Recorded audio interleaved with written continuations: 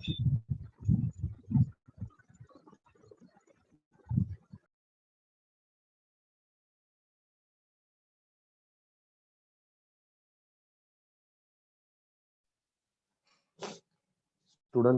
good morning. Wave motion. இந்த chapter தான் நம்ம டிஸ்கஸ் பண்ண ஆரம்பிச்சிருக்கோம். இதுல ஃபர்ஸ்ட் டைட்டில் மட்டும் கொஞ்சம் லென்த்தி, அதனால நம்மளால என்ன பண்ண முடியலன்னா போன கிளாஸ்லயே அதை முடிக்க முடியல. அதனால இன்னைக்கு நாம அதை ரிவைஸ் பண்ணி தான் ப்ராப்ளம்ஸ் டிஸ்கஸ் பண்ற மாதிரி வரும். ஸ்ட்ரைட்டா என்ன பண்ண முடியாதுன்னா போக முடியாது, ஒரு மாதிரி அன்ஈஸியா இருக்கும். ஸோ ரிவைஸ் பண்ணி ப்ராப்ளம் போறதுனாலையும் பிளஸ் நோட்ஸ் எழுத வேண்டிய அவசியம் இல்லை. நான் ஆல்ரெடி உங்களுக்கு டாக்குமெண்ட் அனுப்பிச்சிட்டதுனாலையும் இன்னைக்கு ஃபர்ஸ்ட் டைட்டிலையும் செகண்ட் டைட்டிலையும் நாம என்ன பண்ணிடலாம்னா இந்த வேவ் மோஷன்ல கம்ப்ளீட் பண்ணிடலாம்.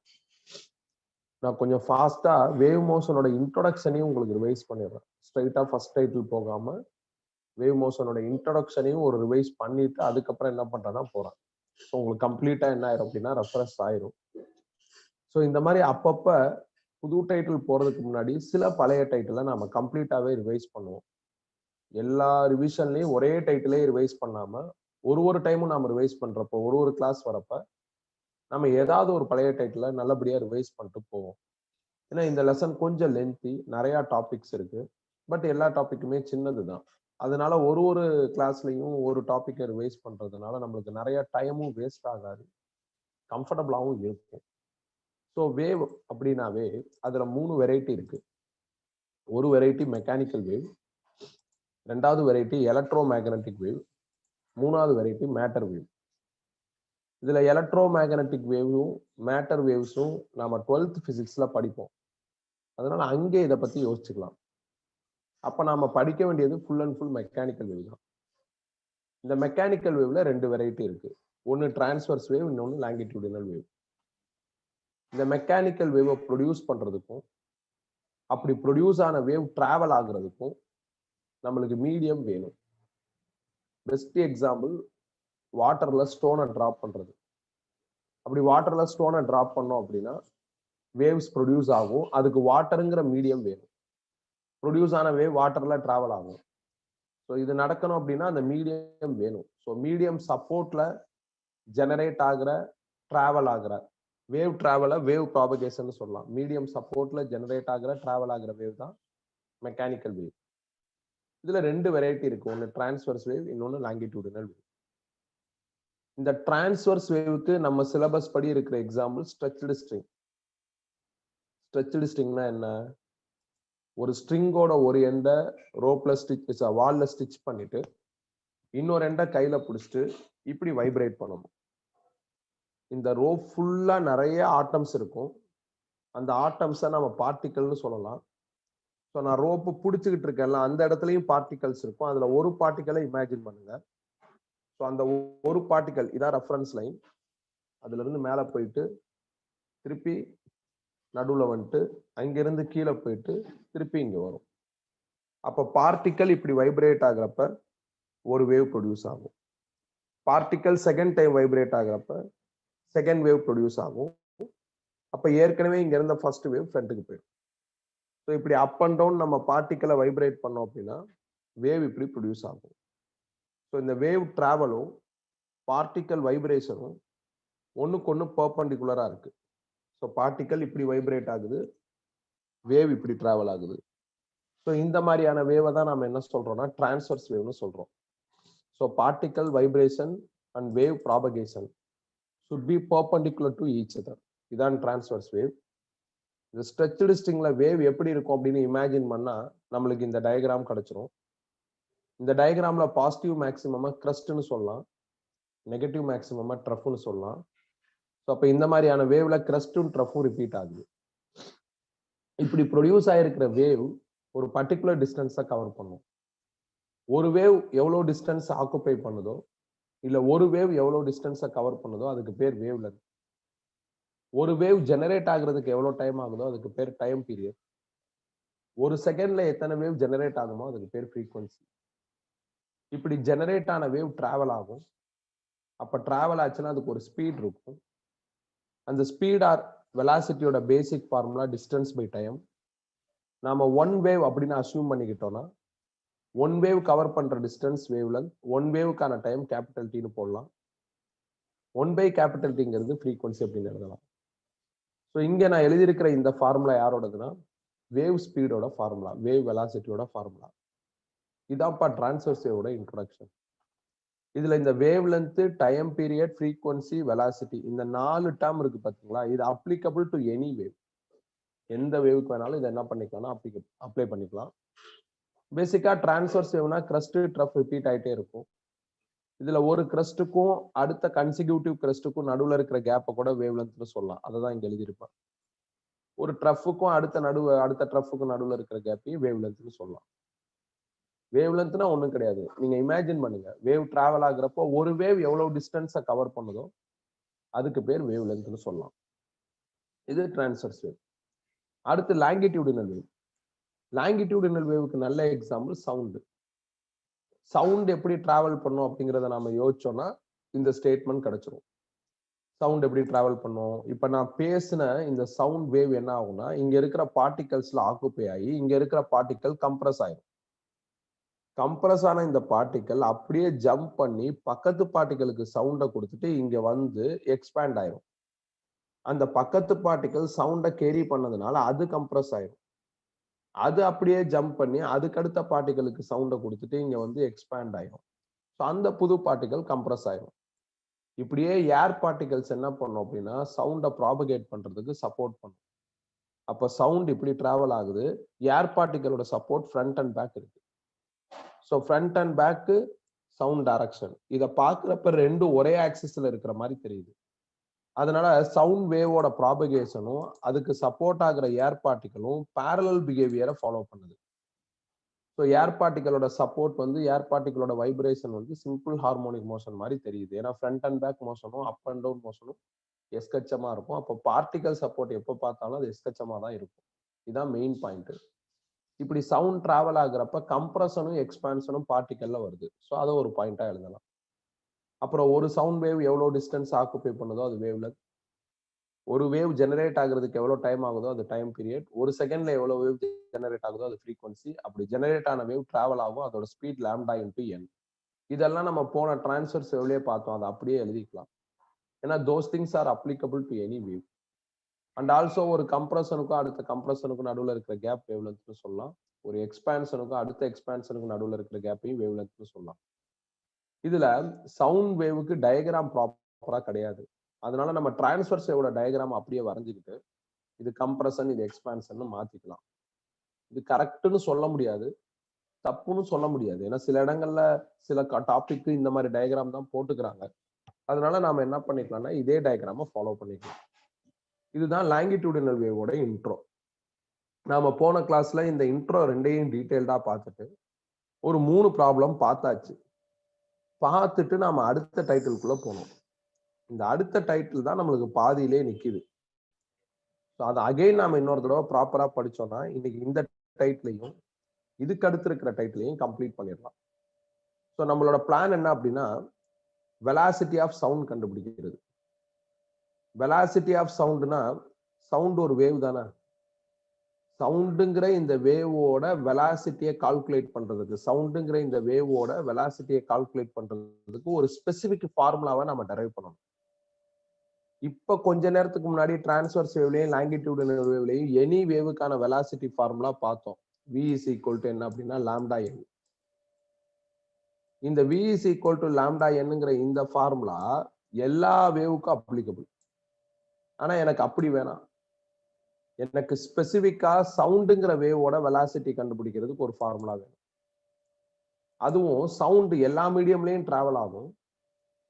ரியல் டைம்ல நாம என்ன பண்றோம் அப்படின்னா ஏர்ல தான் பேசுறோம். அதனால ஏர்ல சவுண்ட் வேவ் டிராவல் ஆகுறப்ப அதோட ஸ்பீட் என்ன அப்படின்னு கண்டுபிடிக்கிறதுக்கு ஒரு பிரெஸ்கிரைப்டான ஃபார்முலா வேணும். அதுதான் இந்த டைட்டில். இதுல ஏர்ல டெம்பரேச்சர் மாறிக்கிட்டே இருக்கும். டெம்பரேச்சர் ஒரு பெரிய டார்ச்சர். அதனால at 0 டிகிரி செல்சியஸ் டெம்பரேச்சரும் மாறக்கூடாது. at 0 டிகிரி செல்சியஸ்ல ஏர்ல சவுண்ட் வேவ் டிராவல் ஆகுறப்ப அதோட ஸ்பீட் என்னவா இருக்கும் அப்படின்னு கண்டுபிடிக்கிறதுக்கு எனக்கு ஒரு ஆத்தென்டிகேட்டட் ஃபார்முலா வேணும். இந்த ஃபார்முலா அப்படி இல்லை. இந்த ஃபார்முலா எனி வேவுக்கு அப்ளிகபிள் அப்படிங்கிற மாதிரி இருக்கு. நான் அப்படி வேணான்னு சொல்றேன். ஜெனரலைஸ்டா வேணாம், எனக்கு ஸ்பெசிஃபிக்கா வேணும் அப்படிங்கிற மாதிரி எக்ஸ்பெக்ட் பண்றான். இதை முதல்ல கண்டுபிடிச்சது நியூட்டன். நியூட்டனோட அனாலிசிஸுக்கு போறதுக்கு முன்னாடி, நியூட்டனோட இந்த பாயிண்ட்ஸ் எல்லாம் படிக்கிறதுக்கு முன்னாடி இன்னொரு ஃபார்முலா இருக்கு வெலாசிட்டி ஆஃப் வேவுக்கு. அதாவது velocity of any longitudinal wave. யாரெல்லாம் லாங்கிடியூடனல் வேவ்னு நீ ஃபியூச்சர்ல ரெகனைஸ் பண்றியோ அவங்க எல்லாருக்கும் நீ இந்த ஃபார்முலா யூஸ் பண்ணிக்கலாம். தப்பே கிடையாது. ஃபார் எனி லாங்கிடியூடனல் வேவ் வெலாசிட்டியோட ஃபார்முலா இது. பட் எனக்கு இதுவும் வேணாம். எனக்கு இதெல்லாம் ஜெனரலைஸ்டா இருக்கிற மாதிரி இருக்கு. ஜெனரலைஸ்டா இல்லாம சவுண்டோட வெலாசிட்டி கண்டுபிடிக்கிறதுக்கு எனக்கு பிரெஸ்கிரைப்டா ஃபார்முலா வேணும். அதுக்கு நியூட்டன் என்ன பண்ணாரு, அதை தான் இப்ப நம்ம டீல் பண்ண போறோம். நியூட்டன் என்ன சொல்றாருன்னா, நீங்க எவ்வளவு நேரம் என்வாயர்மெண்ட்ல பேசினாலும் என்வாயர்மெண்டோட டெம்பரேச்சர் மாறாதுங்கிறாரு. நீங்க பேசுறதுனால டெம்பரேச்சர் மாறதுக்கு வாய்ப்பே கிடையாது. அப்படி நம்ம பேசி டெம்பரேச்சர் சேஞ்ச் ஆகுதுன்னு வச்சுக்கோங்களேன், நேரம் எர்த்தே பயங்கர ஹீட்டுக்கு கன்வெர்ட் ஆயிருக்கும். ஏன்னா எல்லாருமே பேசுறோம். அதனால by talking the temperature of environment doesn't change அப்படிங்கிறதா நியூட்டனோட தாட். அதனால டெம்பரேச்சர் கான்ஸ்டன்ட். டெம்பரேச்சர் கான்ஸ்டன்ட்னா அது ஐசோதெர்மல் ப்ராசஸ்னு சொல்லுவாங்க. ஐசோதெர்மல் ப்ராசஸ்ல நிறைய மேத்தமெட்டிக்கல் ஒர்க் இருக்கு. அதெல்லாம் நான் உங்களுக்கு தெர்மோடைனமிக்ஸ்ல நடத்துறேன். இப்ப கெமிஸ்ட்ல படிச்ச சில விஷயங்களை வச்சு நீங்க ஞாபகம் வச்சு இதை ஃபாலோ பண்ணுங்க. அதே நேரத்துல இப்ப சவுண்ட் வேவ் எதுல டிராவல் ஆகுதுன்னா ஏர்ல. ஏருங்கிறது கேஸ். கேஸ்னாவே ஐடியல் கேஸ் ஈக்குவேஷன் ஒன்று வரும். ஐடியல் கேஸ் ஈக்குவேஷன்னா PV is equal to nRT. அதை நான் சுருக்கமா RTன்னு எழுதிக்கிறேன். இதுல ஆறுங்கிறது யூனிவர்சல் கேஸ் கான்ஸ்டன்ட், Tங்கிறது டெம்பரேச்சர். இந்த ப்ராசஸை பொறுத்தவரையும் லாஜிக் ஆஃப் நியூட்டனை பொறுத்தவரை என்னன்னா ஐசோதெர்மல் ப்ராசஸ். ஐசோதெர்மல்னா டெம்பரேச்சர் கான்ஸ்டன்ட். அப்ப டெம்பரேச்சரும் கான்ஸ்டன்ட், இந்த ஆறும் கான்ஸ்டன்ட்ங்கிறதுனால இது ரெண்டையும் மல்டிப்ளை பண்ணா வர ரிசல்ட் கான்ஸ்டன்டா இருக்கும். அதனால PV is equal to constant அப்படின்னு எழுதிடலாம். பாருங்க, PV is equal to constant. இப்ப இதை நியூட்டன் டிஃபரன்சியேட் பண்றாரு. எப்படின்னா P-யை ரீடைன் பண்ணிக்கிட்டு V-யை டிஃபரன்சியேட் பண்ணா dVன்னு வந்துடும். V-யை ரீடைன் பண்ணிட்டு P-யை டிஃபரன்சியேட் பண்ணா dPன்னு வந்துடும். ரைட் சைட்ல constant. For any constant or number இண்டிவிஜுவலா இருந்ததுன்னா அதை டிஃபரன்சியேட் பண்ணா டிஃபரன்சியேஷன் ரூல் படி 0 ஆயிடும். இந்த லைன் உங்களுக்கு புரியலன்னா கவலைப்படாதீங்க. இது டிஃபரன்சியேஷன் தான். டிஃபரன்சியேஷன் படிங்க, இது ஈஸியா புரிஞ்சிடும். இதுக்கப்புறம் சிம்பிளிஃபை பண்ண வேண்டியதுதான். இந்த VDP-யை ரைட் சைட்ல கொண்டு போயிட்டா மைனஸ் VDPன்னு வந்துடும். இதுல இருந்து P கண்டுபிடிச்சோம்னா மைனஸ் VDP/dVன்னு வரும். DP-யை அப்படியே ரீடைன் பண்ணிக்கிறேன், dV-யை ரீடைன் பண்ணிக்கிறேன். நியூமரேட்டர்ல இருக்கிற V-யை நான் இங்க எழுதிட்டேன், இந்த மைனஸை இங்க எழுதிட்டேன். அப்ப dP/dV/Vன்னு வருது. ஸோ இது யார் அப்படின்னா பல்க் மாடுலஸ் K. நம்ப முடியலன்னா பல்க் மாடுலஸை ரெஃபர் பண்ணு. பல்க் மாடுலஸ் மெக்கானிக்ஸ் ஆஃப் சாலிட்ஸ்ல படிச்சாச்சு. பல்க் மாடுலஸ்னா bulk stress by bulk strain. Bulk ஸ்ட்ரெஸ்ங்கிறது ஃபோர்ஸ் பர் ஏரியா. எப்ப ஸ்ட்ரெஸ் வந்தாலும் ஃபோர்ஸ் பர் ஏரியா தான். பல்க் ஸ்ட்ரெயின்னா change in volume by original volume. இப்ப என்கிட்ட ஒரு பாக்ஸ் இருக்கு. அந்த பாக்ஸ்ல ஒரு கல்லு போட்டு வச்சிருக்கேன். நான் கம்ப்ரஸ் பண்ணா அந்த கல் அமுங்காது. அப்போ வால்யூம் சேஞ்ச் ஆகாது. கம்ப்ரஸ் பண்ணாலும் அப்படியே தான் இருக்கும். அப்ப அந்த கல்லு சாலிட். ஸோ சாலிட்ல நீ கம்ப்ரஸ் பண்ணி வால்யூமை சேஞ்ச் பண்ண முடியாது. அதே பாக்ஸ்ல தண்ணி இருக்கு. இப்ப நான் கம்ப்ரஸ் பண்ணா அப்பயும் வால்யூம் சேஞ்ச் ஆகாது. நீ என்னதான் அழுத்தினாலும் கம்ப்ளீட்லி க்ளோஸ்டு பாக்ஸா இருக்கிறப்ப அந்த தண்ணி என்ன ஆகும் அப்படின்னா கம்ப்ரஸ் ஆகாது. தண்ணி லிக்யூட். லிக்யூட்லயும் உனக்கு என்ன ஆகாது அப்படின்னா கம்ப்ரஷன் பாசிபிள் கிடையாது. அப்போ வால்யூம் சேஞ்ச் ஆகாது. இதே இந்த பாக்ஸ்ல கேஸ் இருக்கு. மேல ஒரு பிளேட் வச்சிருக்க, மூவபிள் பிளேட். அந்த பிளேட் அமுக்குனா கம்ப்ரஸ் ஆகும். அப்போ வால்யூம் சேஞ்ச் ஆகும். அப்ப கேஸ்ல தான் வால்யூம் சேஞ்ச் பாசிபிள். ஸோ அப்ப கேஸ்ல தான் வால்யூம் சேஞ்ச் பாசிபிள் அப்படின்னா பல்க் மாடுலஸ் இருக்கிற இந்த பல்க் ஸ்ட்ரெஸ்ஸை நீ சேஞ்ச் இன் ப்ரெஷர்னு மாத்திக்கலாம். ஏன்னா ஸ்ட்ரெஸ்னாலும் ப்ரெஷர்னாலும் ஒண்ணுதான். எப்ப கேஸுக்கு. இப்ப கேஸ்ல தானே வால்யூம் சேஞ்ச் பாசிபிள். அதனால ஸ்ட்ரெஸ்ஸை நீ என்ன பண்ணிடலாம் அப்படின்னா சேஞ்ச் இன் ப்ரெஷர்னு மாத்திடலாம். பொதுவா கம்ப்ரஷன்ல தான் வால்யூம் சேஞ்சை ப்ராப்பரா ஐடென்டிஃபை பண்ண முடியுது. அதை இண்டிகேட் பண்றதுக்கு இங்க ஒரு மைனஸ் போடலாம். இப்ப இங்க என்ன இருக்கோ அதுதான் இங்க இருக்கு. அப்ப தாராளமா பிரஷருக்கு பதிலா நீங்க என்ன பண்ணிக்கலாம், கேன்னு ரீப்ளேஸ் பண்ணிக்கலாம். அதாவது இதுக்கு பதிலா கேன்னு ரீப்ளேஸ் பண்ணிக்கலாம். பட் நியூட்டன் கண்டுபிடிக்க வேண்டியது வெலாசிட்டி ஆஃப் சவுண்ட் இன் ஏர். அதுக்கு இந்த ஃபார்முலாவை அவர் யூஸ் பண்றாரு. தாராளமா இந்த ஃபார்முலா யூஸ் பண்ணிக்கலாம். ஏன்? இது எனி லாங்கிடியூடினல் வேவுக்கு அப்ளிகபிள். சவுண்டும் லாங்கிடியூடினல் வேவ் தான். அப்ப இந்த ஃபார்முலாவை நான் என்ன பண்றேன் அப்படின்னா இங்க யூஸ் பண்றேன். அப்ப velocity v is equal to square root of k by rho. இதுல கேக்கு பதில் பீன்னு போட்டோம்னா பி பை ரோன்னு வந்துடும். பிங்கிறது ஏரோட பிரஷர், ரோங்கிறது ஏரோட டென்சிட்டி. இதை சப்ஸ்டிடியூட் பண்ணி பார்த்தா 280 மீட்டர் பெர் செகண்ட் வருது. பட் சவுண்டோட ஸ்பீட் வந்து 330 metre per second original answer வருது. ப்ராக்டிகலா செக் பண்ணி பார்க்குறப்ப 330. எக்கோ பிரின்சிபல் படி இந்த ஆன்சர் வருது. அப்ப இந்த 330க்கும் 280க்கும் ஒரு ஹெவி டிஃபரன்ஸ் இருக்கு. ஹெவி டிஃபரன்ஸ்னா கிட்டத்தட்ட 15% டிஃபரன்ஸ் இருக்கிறதுனால நியூட்டனோட இந்த கான்செப்ட் ராங் அப்படின்னு சொல்லிட்டாங்க. நியூட்டன் நல்லா தான் யோசிச்சிருக்காரு, மேக்ஸ் எல்லாம் உள்ள எடுத்துட்டு வந்திருக்காரு. மேத்தமெட்டிக்கலா எல்லாமே கரெக்டா இருக்கிற மாதிரி தான் தெரியுது.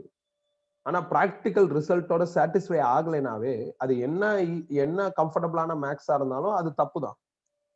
நம்ம கண்டுபிடிக்கிற ஆன்சரும் பிராக்டிக்கல் ஆன்சரும் ஆல்மோஸ்ட் ஈக்குவலா இருக்கணும். இங்க டோட்டலாவே அன்ஈக்குவலா இருக்கு, ஹெவி டிஃபரன்ஸ் இருக்கு.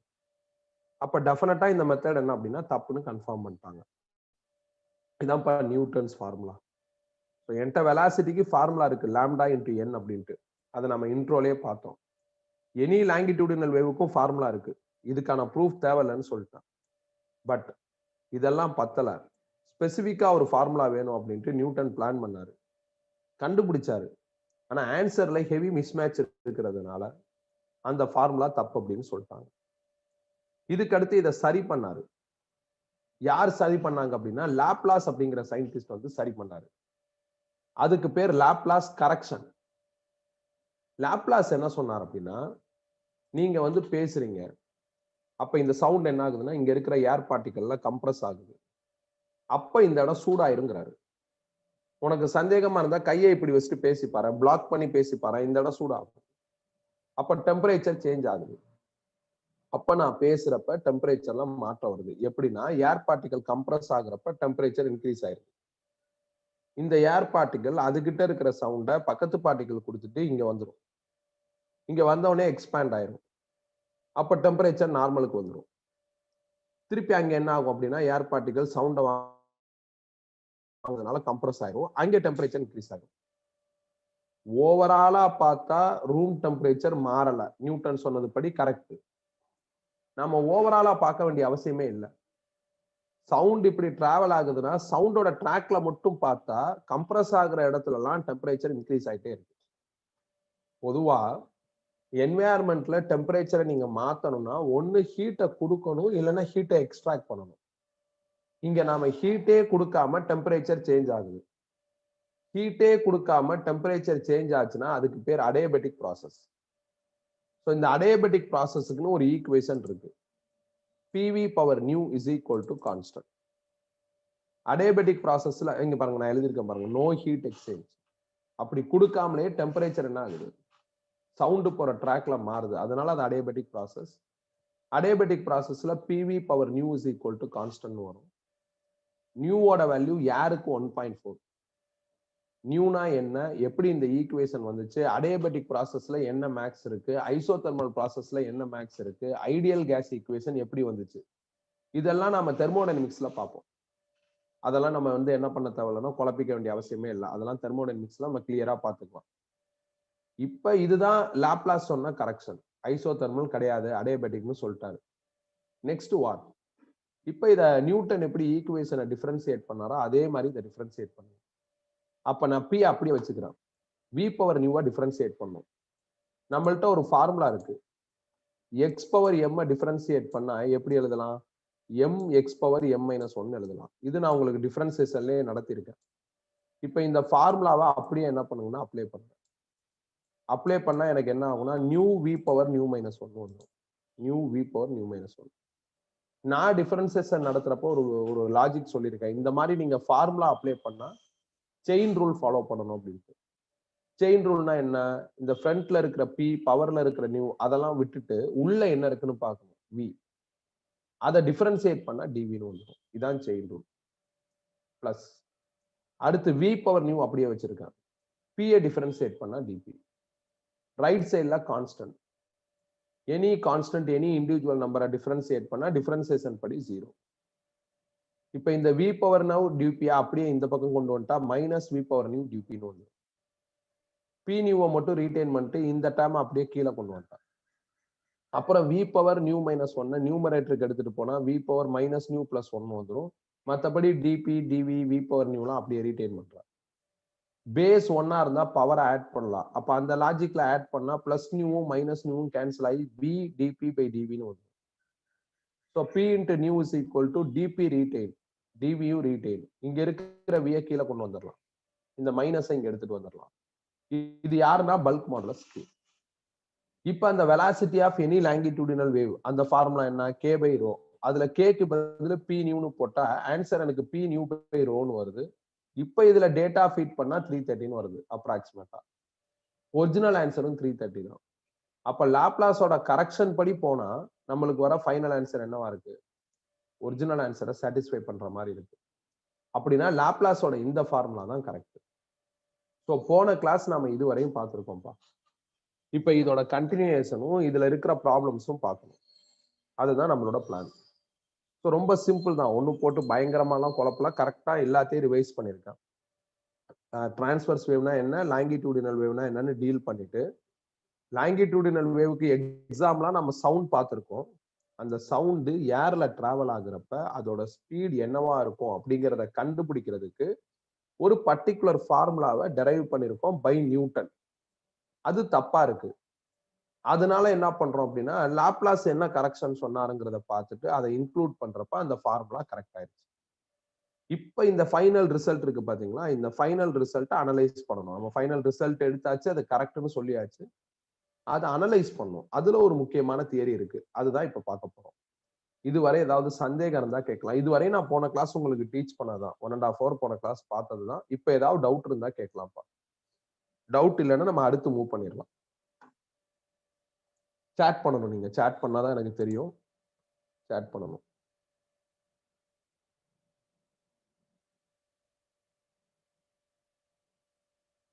ஓகே, நம்ம அடுத்தது போலாம். சரியா? இப்ப பாருங்களா, நான் என்ன ஃபார்முலா டெரைவ் பண்ணிருக்கேனோ அதை திருப்பி ரீரைட் பண்ணிருக்கேன். Velocity of sound in air at 0 degree Celsius by Laplace கண்டுபிடிச்சது இதான். இதுல நியூனா சிபி பை சிவி. இதை பத்தி நான் சொல்றேன். இப்போதைக்கு ஏருக்கு இதோட வேல்யூ 1.4. இதுதான் கரெக்டான ஃபார்முலா. இப்ப இந்த சவுண்டு ஏர்ல டிராவல் ஆகுது. ஏருங்கிறது அட்மாஸ்பியர். அட்மாஸ்பியர்ல எல்லா பேராமீட்டரும் மாறிக்கிட்டே இருக்கும்பா. ப்ரெஷர் மாறும், டெம்பரேச்சர் மாறும், டென்சிட்டி மாறும், ஹியூமிடிட்டி மாறும், மழை பெஞ்சா ஒரு மாதிரி இருக்கும், வெயில் அடிச்சா ஒரு மாதிரி இருக்கும். ஸோ அட்மாஸ்பியரோட கண்டிஷன்ஸ் வந்து ஈவனாவே இருக்காது, சேஞ்ச் ஆகிட்டே இருக்கும். அப்ப அட்மாஸ்பியரிக் பேராமீட்டர்ஸ் சேஞ்ச் ஆகுறப்ப இந்த சவுண்டோட ஸ்பீட் சஃபர் ஆகுமா ஆகாதா அப்படிங்கிறத தான் இப்ப அனலைஸ் பண்ண போறோம். அட்மாஸ்பியரோட ஸ்பீட் அட்மாஸ்பியரோட கண்டிஷன் சேஞ்ச் ஆகுறப்ப சவுண்ட் சஃபர் ஆகுமா ஆகாதா அப்படிங்கிறத பார்க்க போறோம். முதல்ல வேரியேஷன் ஆஃப் ப்ரெஷர்னு ஒரு டைட்டில் எடுத்துட்டு வரேன். பாருங்க, ஏருங்கிறது கேஸ். ஐடியல் கேஸ் ஈக்குவேஷன் என்ன அப்படின்னா PV is equal to RT. நீங்க ப்ரெஷரை வேரி பண்ணலான்னு பிளான் பண்றப்ப டெம்பரேச்சரை கான்ஸ்டன்டா மெயின்டைன் பண்ணும். இது ரொம்ப இம்பார்ட்டன்ட்பா. ஒரு பேராமீட்டர் அட்மாஸ்பியர்ல வேரி ஆகுறப்ப மித்த பேராமீட்டரை கான்ஸ்டன்டா மெயின்டைன் பண்ணணும். நாம பிராக்டிக்கலா இது பாசிபிள் கிடையாதுதான், ஆனா தியரிட்டிக்கலா பாசிபிள். அப்போ ஒரு டைமும் நம்ம variation of pressure, variation of temperature அப்படின்னு எழுதுறப்ப மித்த பேராமீட்டர்ஸ்லாம் கான்ஸ்டன்டா மெயின்டைன் பண்ணணும். அது ரொம்ப முக்கியம். அதனால மைண்ட்ல இதை மறந்துடாதீங்க, ஞாபகம் வச்சுக்கோங்க. அப்போ ப்ரெஷரை வேரி பண்றப்ப எனக்கு டெம்பரேச்சர் கான்ஸ்டன்டா இருக்கணும். சரி, இங்க வருவோம். இந்த இடத்துல வால்யூம்னு ஒரு டேர்ம் இருக்கு. இதை மாத்தலாம்னு நினைக்கிறேன். எப்படின்னா டென்சிட்டியோட ஃபார்முலா மாஸ் பை வால்யூம். இதுல இருந்து வால்யூம் கண்டுபிடிச்சா மாஸ் பை டென்சிட்டின்னு வரும். அப்ப இங்க இருக்கிற வால்யூமுக்கு பதில் மாஸ் பை டென்சிட்டின்னு போட்டேன். Is equal to RT retain. இதுல இருந்து பி பை ரோ கண்டுபிடிக்கலாம். அப்ப பி பை ரோ கண்டுபிடிச்சா எனக்கு என்ன ஆகும் அப்படின்னா ஆர்டி பை மாஸ் வந்துடும். Already T constant, R universal gas constant.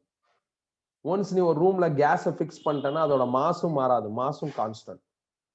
அப்ப இந்த குரூப்பே கான்ஸ்டன்ட்னா P by rho is equal to constant வந்துடும்.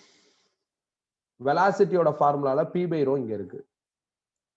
பி பை ரோவோட வேல்யூ கான்ஸ்டன்ட்னா வெலாசிட்டியும் கான்ஸ்டன்டா இருக்கும். அதான் அடுத்த விஷயம். பாருங்க, இது அப்படியே என்ன பண்றேன்னா வெலாசிட்டியோட ஃபார்முலால டீல் பண்றேன். ஸோ அப்ப பி பை ரோ கான்ஸ்டன்ட் இப்ப கன்ஃபார்ம் பண்ணியாச்சு. நியூ வேல்யூ 1.4, அப்ப அதுவும் கான்ஸ்டன்ட். அப்ப இதை சால்வ் பண்றப்ப வர ஃபைனல் ஆன்சரும் கான்ஸ்டன்டா தான் இருக்கும், சேஞ்ச் ஆகாது. அப்ப ப்ரெஷர் அதிகமானாவோ ப்ரெஷர் குறைஞ்சாவோ சவுண்டோட ஸ்பீட் மாறாது அப்படிங்கிறத தான் இந்த மேக்ஸ் சொல்லுது.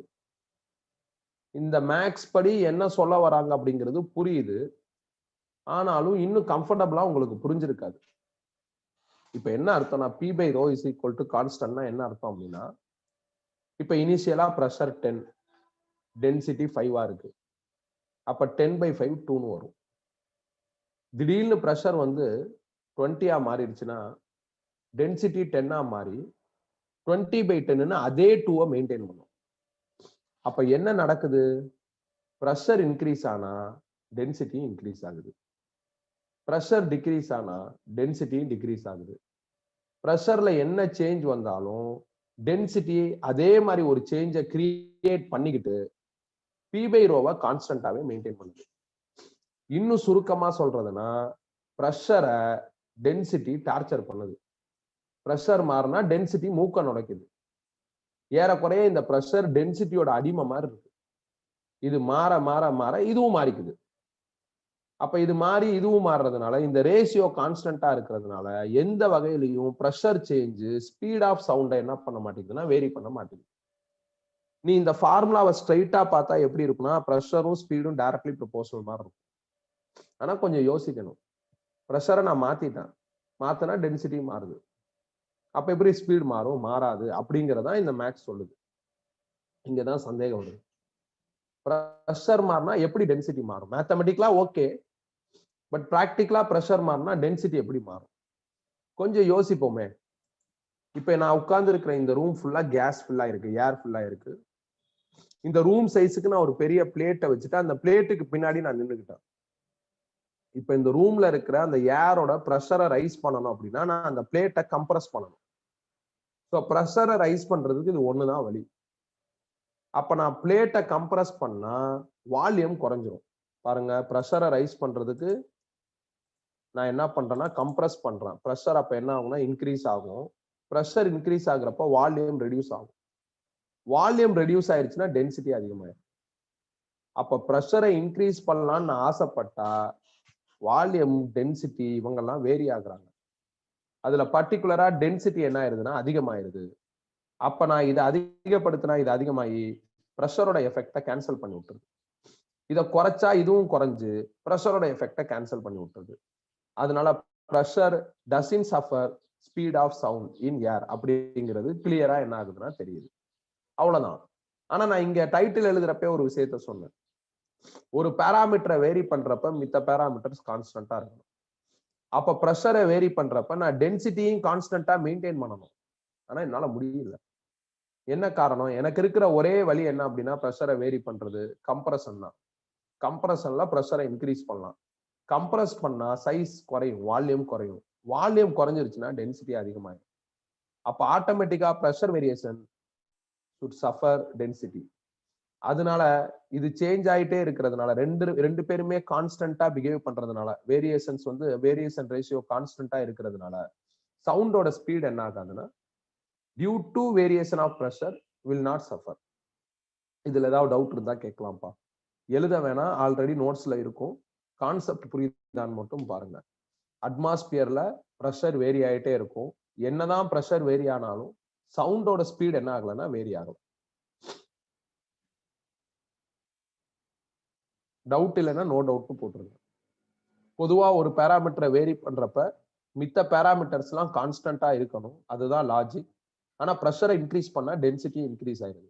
அது எப்படிங்கிறத இப்ப நான் உனக்கு ரியல் டைம் இமேஜினேஷன்லேயே சொன்னேன். அதனால ப்ரெஷர் டார்ச்சர், ப்ரெஷர் வந்து டென்சிட்டியோட அடிமை மாதிரி இருக்கு. இது மாறினா இது மாறிக்குது, இது குறைஞ்சா இது குறையுது, இது அதிகமானா இது குறையுது, சாரி அதிகமாகுது. ஸோ இந்த லாஜிக் வர்றதுனால ப்ரெஷர்னால ஒன்றும் பண்ண முடியல.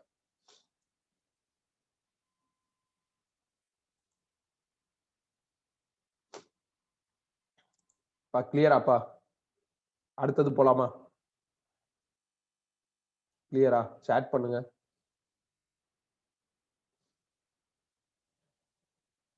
அப்படியே இது டிஸ்பிளேலயே பாருங்க. நோட்ஸ் எல்லாம் பார்க்க வேண்டிய அவசியம் இல்லை. தேவையான நேரத்துல நோட்ஸ் எடுத்துக்கலாம். இப்ப இன்னொரு அட்வான்டேஜ் என்ன, இந்த டைட்டிலை பொறுத்தவரையும் ப்ரெஷர் வேரி ஆனா ஸ்பீட் ஆஃப் சவுண்ட் வேரி ஆகாது. அப்ப பெருசா இது ப்ராப்ளத்துல டார்ச்சர் பண்ணாது. வேரி ஆனாதான் ப்ராப்ளம்ஸ் எல்லாம் கேட்பாங்க. வேரி ஆகல கான்ஸ்டன்ட்ங்கிறப்ப ப்ராப்ளம் கேட்க மாட்டாங்க. ஸோ இதை ஃபர்ஸ்ட் அட்டெம்ப்ட் படிச்சு புரிஞ்சுக்கிறது மட்டும்தான் கஷ்டம். அதுக்கப்புறம் இது ஈஸி தான். இதுல ஒண்ணு என்ன கிடையாதுன்னா டஃப்லாம் கிடையாது. ஸோ இதுக்கப்புறம் ப்ரெஷர் ரைஸ் ஆனாவோ டவுன் ஆனாவோ ஸ்பீட் மாறாதுங்கிறது ஆல்வேஸ் அப்ளிகபிள் தானே. அப்போ ஒரு சின்ன ஸ்டேட்மெண்டா இந்த கண்டென்ட் மாறிடுச்சு. ஸோ இப்போ இதுக்கப்புறம் நியூமரிக்ஸ்ல என்ன ஆகாதுன்னா இது ஒரு பெரிய ட்ரபிளா இருக்காது. ஸோ ரெண்டாவது டைட்டில் என்ன அப்படின்னா வேரியேஷன் ஆஃப் டெம்பரேச்சர். இப்ப டெம்பரேச்சர் வேரி ஆக போகுது. நம்மளுக்கு தெரியும் gas equation P into volume is equal to RT. டெம்பரேச்சரை வேரி பண்ணலாம்னு பிளான், அதனால RT அப்படியே வச்சிருக்கேன். டென்சிட்டியோட ஃபார்முலா மாஸ் பை வால்யூம். இதுல இருந்து வால்யூம் கண்டுபிடிச்சா மாஸ் பை டென்சிட்டின்னு வரும். இது அப்படியே இங்க சப்ஸ்டிடியூட் பண்ணா P into mass by density is equal to RT. இதுல இருந்து P பை ரோ கண்டுபிடிச்சா RT பை மாஸ் அப்படின்னு வந்துடும். வெலாசிட்டியோட ஃபார்முலா என்ன அப்படின்னா square root of P nu by rho. இதுல இருக்கிற P பை ரோக்கு பதில் இப்ப எனக்கு RT பை எம்னு வந்திருக்கு. அதை இங்க சப்ஸ்டிடியூட் பண்ணா வெலாசிட்டியோட formula root of RT nu by எம்னு வருது. R universal gas constant, nu ஏருக்கு 1.4, எம்னா மாஸ். பட் ப்ராப்ளம் சால்விங்ல இதை மோலார் மாஸ்னு மைண்ட்ல வச்சுக்கோங்க. இது எப்படி மாஸ் எப்படி மோலார் மாஸா மாறுனுச்சுங்கிறதெல்லாம் நான் உனக்கு தெர்மோடைனமிக்ஸ் கைனடிக் தியரி ஆஃப் கேஸ்ல சொல்லி தரேன். இவ்வளவு நேரம் மாஸ்னு இருந்ததை இனிமேல இன் ப்ராப்ளத்துல மோலார் மாஸ் அப்படின்னு நேம் பண்ணிக்கோங்க. இது எல்லாமே கான்ஸ்டன்ட். ஒன்ஸ் கேஸை ஃபிக்ஸ் பண்ணிட்டா மோலார் மாஸ் மாறாது, நியூ மாறாது, ஆர் மாறாது. அப்ப இதெல்லாம் கான்ஸ்டன்ட். அப்ப வெலாசிட்டி ஆஃப் சவுண்டும் டெம்பரேச்சரும் டைரக்ட்லி ப்ரொபோஷனலா இருக்கு. அப்ப டெம்பரேச்சர் அதிகமாச்சுன்னா வெலாசிட்டி அதிகமாயிரும், டெம்பரேச்சர் குறைஞ்சிருச்சுன்னா வெலாசிட்டி குறையும். ஸோ அப்ப டெம்பரேச்சர் வெலாசிட்டி டைரக்ட்லி ப்ரொபோஷனல். அப்ப என்வாயர்மெண்ட்ல டெம்பரேச்சர் ரைஸ் ஆக ரைஸ் ஆக ரைஸ் ஆக ரைஸ் ஆக சவுண்டோட ஸ்பீட் என்ன ஆகும்னா இன்க்ரீஸ் ஆகும். இதுல ஏதாவது டவுட் இருந்தா கேட்கலாம்ப்பா. இதுல ஏதாவது டவுட் இருந்தா கேட்கலாம்.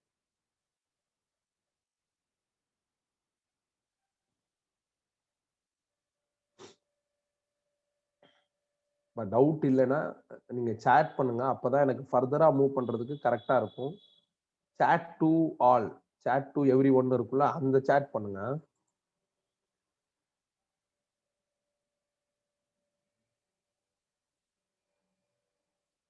ஓகே. இப்ப இந்த டெம்பரேச்சர் வேரியேஷன்ல இந்த ஃபார்முலாவை கொஞ்சம் அப்டேட் பண்ண போறேன்ப்பா. இதுதான் வந்து பெர்ஃபெக்ட்டான ஃபார்முலா. இந்த ஃபார்முலா வச்சு ப்ராப்ளம் டீல் பண்ணிடலாம், அதெல்லாம் பிரச்சனை கிடையாது. நானே என்ன பண்ண போறேன்னா கொஞ்சம் அப்டேட் பண்ண போறேன். இப்ப நாம பண்ற அப்டேட் வந்து மோஸ்ட் வாண்டட் கிடையாது. முடிஞ்சா படிச்சுக்கலாம், இல்லைன்னா விட்டுறலாம். இப்ப டெம்பரேச்சர் 0 டிகிரி செல்சியஸ் நீங்க போடுறேன். ஆக்சுவலா இங்க கெல்வின்ல தான் டேட்டா போடணும். 0 டிகிரி செல்சியஸ்ங்கிறது 273 கெல்வின். அப்ப ஸ்பீட் என்ன ஆகும்? அப்ப டெம்பரேச்சர் 0 டிகிரி செல்சியஸ் பாருங்க. At 0 degree Celsius, at 0 degree செல்சியஸ்ல இந்த V சஃபிக்ஸ் 0 டிகிரி செல்சியஸ்னு எழுதுறேன். 0 டிகிரி செல்சியஸ்னா 273 கெல்வின், அதனால 273ன்னு போட்டேன். மித்த டேர்ம்ஸ்லாம் அப்படியே ரீடைன் பண்றேன். அட் T டிகிரி செல்சியஸ் வேற ஏதோ ஒரு டெம்பரேச்சர். அட் T டிகிரி செல்சியஸ்ல எனக்கு என்ன ஆகும்னா இந்த இடம் VT டிகிரி செல்சியஸ்னு வரும். ஸ்கொயர் ரூட் ஆஃப் இந்த R நியூ எம்லாம் ரீடைனு. T டிகிரி செல்சியஸை கெல்வினுக்கு மாத்தினா 273 பிளஸ் T அப்படின்னு வந்துடும். கரெக்ட் தானே? 273 ஆட் பண்ணா அது கெல்வினுக்கு கன்வெர்ட் ஆகும். இதுதான் மெயின் ஃபார்முலா. இது தாராளமா எல்லா ப்ராப்ளம் சால்வ் பண்றதுக்கும் போதும். நான் ஒரு சின்ன அப்டேட்டை கிரியேட் பண்றேன்.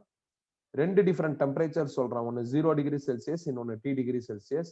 ரெண்டுக்கும் இந்த ஃபார்முலாவை அப்டேட் பண்ணிட்டேன். செல்சியஸ் SI யூனிட் கிடையாது, கெல்வினுக்கு மாத்தணும். இப்ப இதையும் டிவைட் பண்ணுங்க. அப்ப VT degree Celsius by V0 degree செல்சியஸ்னா என்ன ஆகும்? இந்த R நியூ M கேன்சல் ஆகி நம்மளுக்கு ரிசல்ட் என்ன ஆகும்? √273 + T டிவைடட் பை 273 வரும். இந்த 273 டிவைட் பண்ணிட்டா 1 ஆயிரும். T/273 ரீடைன் பண்றான்.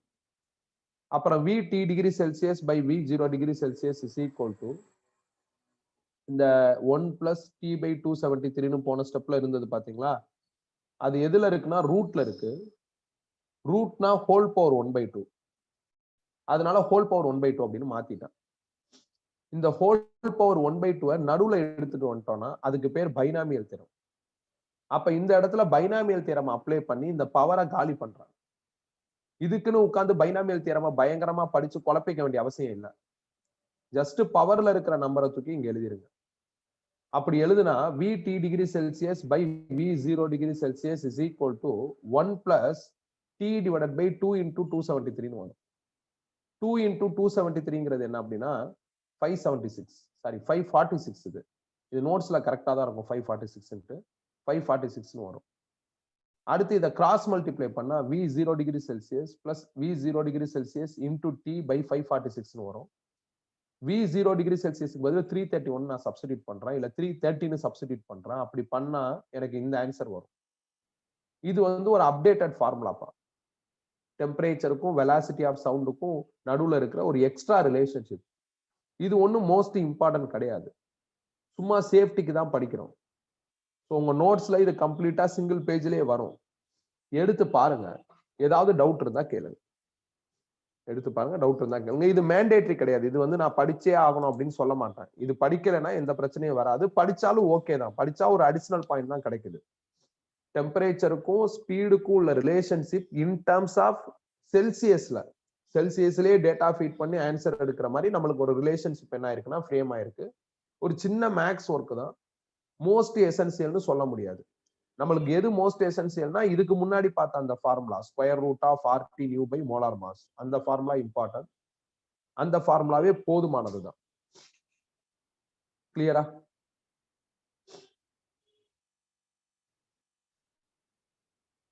சரி, ஓகே. இப்ப அடுத்த வேரியேஷன் பார்ப்போம்.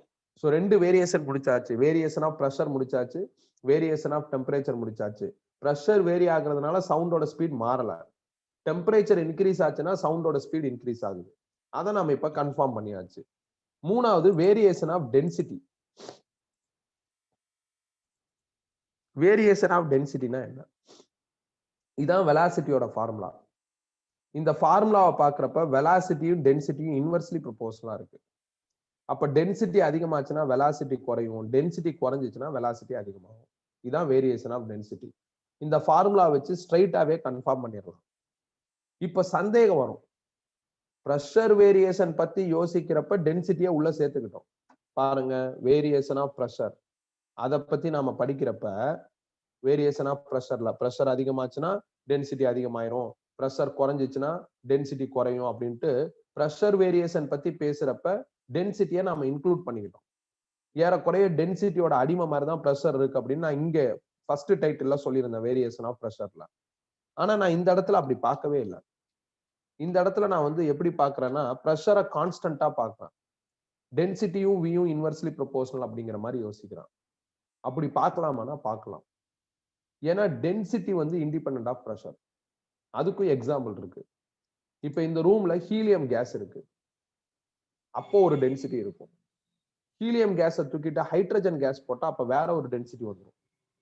இப்ப 2 எக்ஸாம்பிளையும் டென்சிட்டி மாறிடுச்சு. ஆனா ஹீலியம் கேஸ் ஹைட்ரஜன் கேஸ் இருக்கிறப்போ ஒரே ப்ரெஷர் மெயின்டைன் பண்ணலாம். அப்ப நல்லா இங்க புரிஞ்சுக்கிறோம். ஃபர்ஸ்ட் டைட்டில் படிக்கிறப்ப ப்ரெஷரை வேரி பண்றப்ப டென்சிட்டி மூக்க நுழைக்குது. ஆனா டென்சிட்டியை வேரி பண்றப்ப ப்ரெஷர் மாறணும்னு அவசியம் இல்லை. அதான் இப்ப நான் சொன்ன எக்ஸாம்பிள். சோ நீ ஒரே ப்ரெஷர்ல வேற வேற கேஸ் ஃபில் பண்ண அப்படின்னா வேற வேற டென்சிட்டி வந்துடும். So we can change density by without varying pressure. But நீங்க ப்ரெஷரை வேரி பண்ணா வால்யூம் கம்மியாகி டென்சிட்டி அதிகமாகிறதுன்னு ஒரு பிரச்சனை வரும். ஸோ இங்க நல்லா புரிஞ்சுக்கோ. ப்ராபப்ளி நான் உனக்கு அடிமை, நான் எது பண்றதா இருந்தாலும் உன்கிட்ட கேட்டு பண்ணணும். நீயாவே இருந்துக்கலாம், எந்த பிரச்சனையும் இல்லை. நீ யார்ட்டையும் எதுவும் கேட்க வேண்டிய அவசியம் இல்லை. ஸோ டென்சிட்டி அப்படிதான். டென்சிட்டி அதுவா வேரி ஆயிக்கும், பிரச்சனையே கிடையாது. ஆனா ப்ரெஷர் வேரி ஆனா டென்சிட்டி டார்ச்சர் பண்ணும். ஸோ அதனால யார் யாரை டிபெண்ட் பண்ணியிருக்காங்க அப்படிங்கிறத கிளியரா பார்த்துக்கணும். ஸோ அப்ப இந்த இடத்துக்கு வரப்ப ரொம்ப கிளியரா இருக்கு. என்ன கிளியரா இருக்கு? டென்சிட்டியும் ஸ்பீடும் இன்வெர்ஸ்லி ப்ரொபோர்ஷனல். இதான் தேர்ட் பாயிண்ட். ஃபோர்த் பாயிண்ட் வந்து என்ன அப்படின்னா வேரியேஷன் ஆஃப் ஹியூமிடிட்டி. ஈரப்பதம்னு சொல்லுவாங்க. காத்துல இருக்கிற ஈரப்பதம் அதிகமாயிருச்சுன்னா காத்தோட டென்சிட்டி குறைஞ்சிரும். டென்சிட்டி குறைஞ்சிருச்சுன்னா ஸ்பீட் அதிகமாயிரும். அப்ப ஹியூமிடிட்டி ஸ்பீடும் டைரக்ட்லி ப்ரொபோர்ஷனலா இருக்கு. இதுலயும் பெருசா ப்ராப்ளம்ஸ் கிடையாது. Variation of density, variation of ஹியூமிடிட்டில ப்ராப்ளம் கிடையாது. ஹியூமிடிட்டியை டெம்பரேச்சரோட நீங்க ரிலேட் பண்ண முடியாது. டெம்பரேச்சர் வேற, ஹியூமிடிட்டி வேற. இப்ப நம்மளுக்கு இங்க இந்தியால டெம்பரேச்சர் ஜாஸ்தியா இருக்கும், ஹியூமிடிட்டியும் கம்மியா இருக்கும். இந்தியால என்ன டெம்பரேச்சரோ ஆல்மோஸ்ட் அதே டெம்பரேச்சர் ஆஸ்திரேலியால இருக்கும். ஆனா ஹியூமிடிட்டி ஜாஸ்தியா இருக்கிறதுனால காத்தெல்லாம் ஜில்லுன்னு தான் இருக்கும். ஸோ அதனால டெம்பரேச்சரோட நீங்க என்ன பண்ண முடியாதுன்னா ஹியூமிடிட்டியை கோரலேட் பண்ண முடியாது. இது காத்துல இருக்கிற ஈரப்பதம். டெம்பரேச்சருங்கிறது டோட்டலா வேற. ஸோ அப்ப ஹியூமிடிட்டி அதிகமாச்சுன்னா, காற்றுல இருக்கிற ஈரப்பதம் அதிகமாச்சுன்னா அதை வெட் ஏர் அப்படின்னு சொல்லுவாங்க. வெட் ஏரோட டென்சிட்டி ட்ரை ஏரோட குறைஞ்சிரும். நெட்ல செக் பண்ணி பாரு. Dry air density, wet air density check பண்ணி பாரு. இந்த டென்சிட்டி தான் கம்மியா இருக்கும். டென்சிட்டி குறைஞ்சிருச்சுன்னா ஸ்பீட் அதிகமாயிடும். அப்ப ஹியூமிடிட்டி அதிகமாக ஸ்பீட் அதிகமாகுது. அப்ப டைரக்ட்லி ப்ரொபோர்ஷனல் லாஜிக் என்ன ஆகுதுன்னா பில்ட் ஆகுது. அவ்வளவுதான், முடிஞ்சிருச்சு. இதுதான் இந்த அனாலிசிஸ். யார் வேரியானா என்ன நடக்குது அப்படிங்கிறத இப்ப டீடைல்டா அனலைஸ் பண்ணியாச்சு. ப்ரெஷர் வேரியானா என்ன ஆகுது? ஒண்ணுமே ஆக மாட்டேங்குது. டெம்பரேச்சர் வேரியானா என்ன ஆகுது? டைரக்ட்லி ப்ரொபோர்ஷனல்ல ஸ்பீட் வேரி ஆகுது. டென்சிட்டி வேரியானா என்ன ஆகுது? இன்வெர்ஸ்லி ப்ரொபோர்ஷனல்ல ஸ்பீட் வேரி ஆகுது. ஹியூமிடிட்டி வேரியானா என்ன ஆகுது? டைரக்ட்லி ப்ரொபோர்ஷனல்ல ஸ்பீட் வேரி ஆகுது. இதுல டெம்பரேச்சர் வேரியேஷன் ஃபார்முலா இருக்கு பாத்தீங்களா? அந்த ஃபார்முலா தான் மோஸ்ட் இம்பார்ட்டன்ட். அதை பேஸ் பண்ணி தான் நம்ம நிறைய ப்ராப்ளம்ஸ் பாக்குற மாதிரி வரும். ஏன்னா ரியல் டைம்ல டெம்பரேச்சர் மெஷர் பண்றது ரொம்ப ஈஸி. மித்த டேட்டாஸ் மெஷர் பண்றதோட டெம்பரேச்சரை ஈஸியா மெஷர் பண்ணிடலாம். அதனால அதை பேஸ் பண்ணி நம்மளுக்கு நிறைய ப்ராப்ளம்ஸ் வருது. இது இல்லாம எஃபெக்ட் ஆஃப் விண்ட்னு ஒரு டைட்டில் சேர்த்திருப்பாங்க. இப்ப நான் இப்படி பேசுறேன், காத்து இப்படி அடிக்குதுன்னா அந்த சவுண்டோட ஸ்பீட் இன்க்ரீஸ் ஆயிரும். நான் இப்படி பேசிக்கிட்டு இருக்கிறப்ப காத்து இப்படி அடிச்சுச்சுன்னா சவுண்டோட ஸ்பீட் ரெடியூஸ் ஆயிரும். இந்த விண்ட் எஃபெக்ட் வந்து நம்மளுக்கு ஃபார்முலா மாதிரி எல்லாம் எங்கேயும் கிடையாது. சில நேரங்கள்ல ப்ராப்ளத்துல அது வரும். வர்றப்ப நானே அதை எப்படி ப்ராப்ளத்துல இன்க்ளூட் பண்றதுன்னு உனக்கு சொல்லித்தரேன். இப்ப அது பிரச்சனை கிடையாது. இதான் என்ன வேரியேஷன் ஆஃப் அட்மாஸ்பியரிக் டேட்டாஸ். அவ்வளவுதான். அதனால சவுண்டோட ஸ்பீட் எப்படி வேரி ஆகுது அப்படிங்கிற அனாலிசிஸ். ஸோ இதுல விண்ட் எஃபெக்ட் சேர்த்திருப்பேன். According to wind flow it will vary அப்படின்னு சிம்பிளா முடிச்சிருப்பேன்.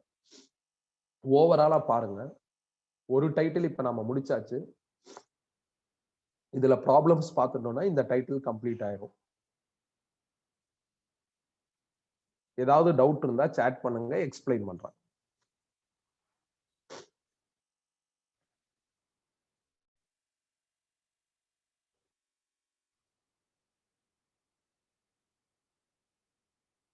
டவுட் இல்லைன்னா நோ டவுட்னு போடுங்க. நம்ம அடுத்து மூவ் பண்ணிடலாம். அடுத்து ப்ராப்ளம்ஸ் பார்க்க ஆரம்பிச்சிடலாம்.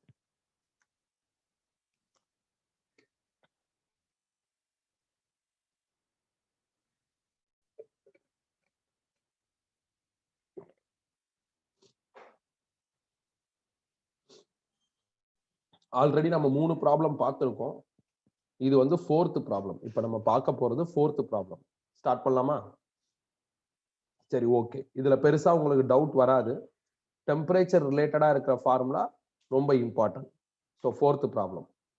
At which temperature the velocity of sound in hydrogen would be twice as much as at 27 degrees Celsius. 27 degrees Celsius temperature ஹைட்ரஜன்ல இருக்குப்பா. அப்ப சவுண்டோட வெலாசிட்டி ப்ராபபிளி v. அது அப்படியே டபுள் ஆயிடுச்சு. அப்ப என்ன டெம்பரேச்சர்னு கேக்குறாங்க. புரியுதா? கொஸ்டின் புரியுதா? இப்ப இந்த ரூம்ல ஹைட்ரஜன் இருக்கு. Temperature 27 degree Celsius. இப்ப இதுல சவுண்ட் டிராவல் ஆகுறப்ப அதுக்கு ஒரு ஸ்பீட் இருக்கும். அந்த ஸ்பீட் இப்ப டபுள் ஆயிருச்சுன்னா டெம்பரேச்சர் என்ன ஆயிருக்கும் அப்படின்னு கேக்குறாங்க.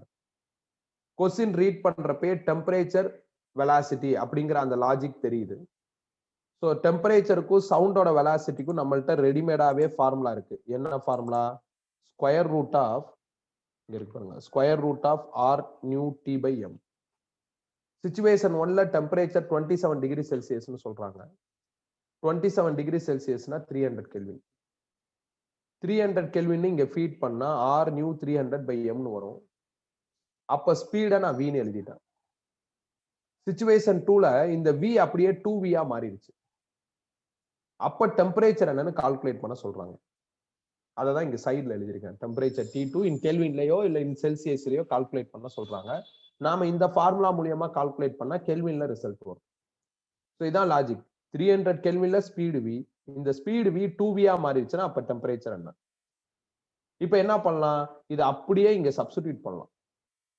அப்படி பண்ணா என்ன ஆகும் பாருங்க. 2 into இந்த V க்கு பதிலு root of R nu 300 by M னு போட்டேன். ரைட் சைடுல இருக்கிற R nu T by M retain பண்றேன். ரெண்டு பக்கமும் R நியூ M கேன்சல் ஆயிருச்சுன்னா 2 into root of 300 is equal to root of T னு வரும்.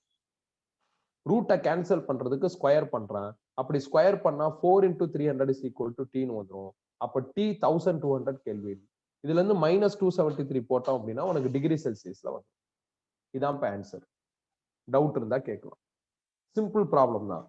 300 கெல்வின் சொல்லாம 27 டிகிரி செல்சியஸ்னு சொல்றாங்க. 27 டிகிரி செல்சியஸ்ல சவுண்டோட ஸ்பீட் ஹைட்ரஜன்ல என்னவா இருக்கோ அது அப்படியே டபுள் ஆயிடுச்சுன்னா அப்ப அந்த ஹைட்ரஜன்ல டெம்பரேச்சர் என்னவா இருக்கும்? என்னவா இருக்கும்னா 927 டிகிரி செல்சியஸா இருக்கும்னு கண்டுபிடிச்சாச்சு. டவுட் இருக்கா? டவுட் இருக்கா?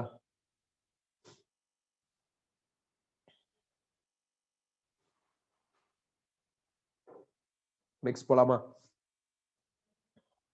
நோட்ஸையும் டிஸ்பிளேயும் பாக்குறேன்னு கன்ஃபியூஸ் பண்ணிடாதீங்க. டிஸ்பிளேயே பார்த்துக்கிட்டு இருங்க.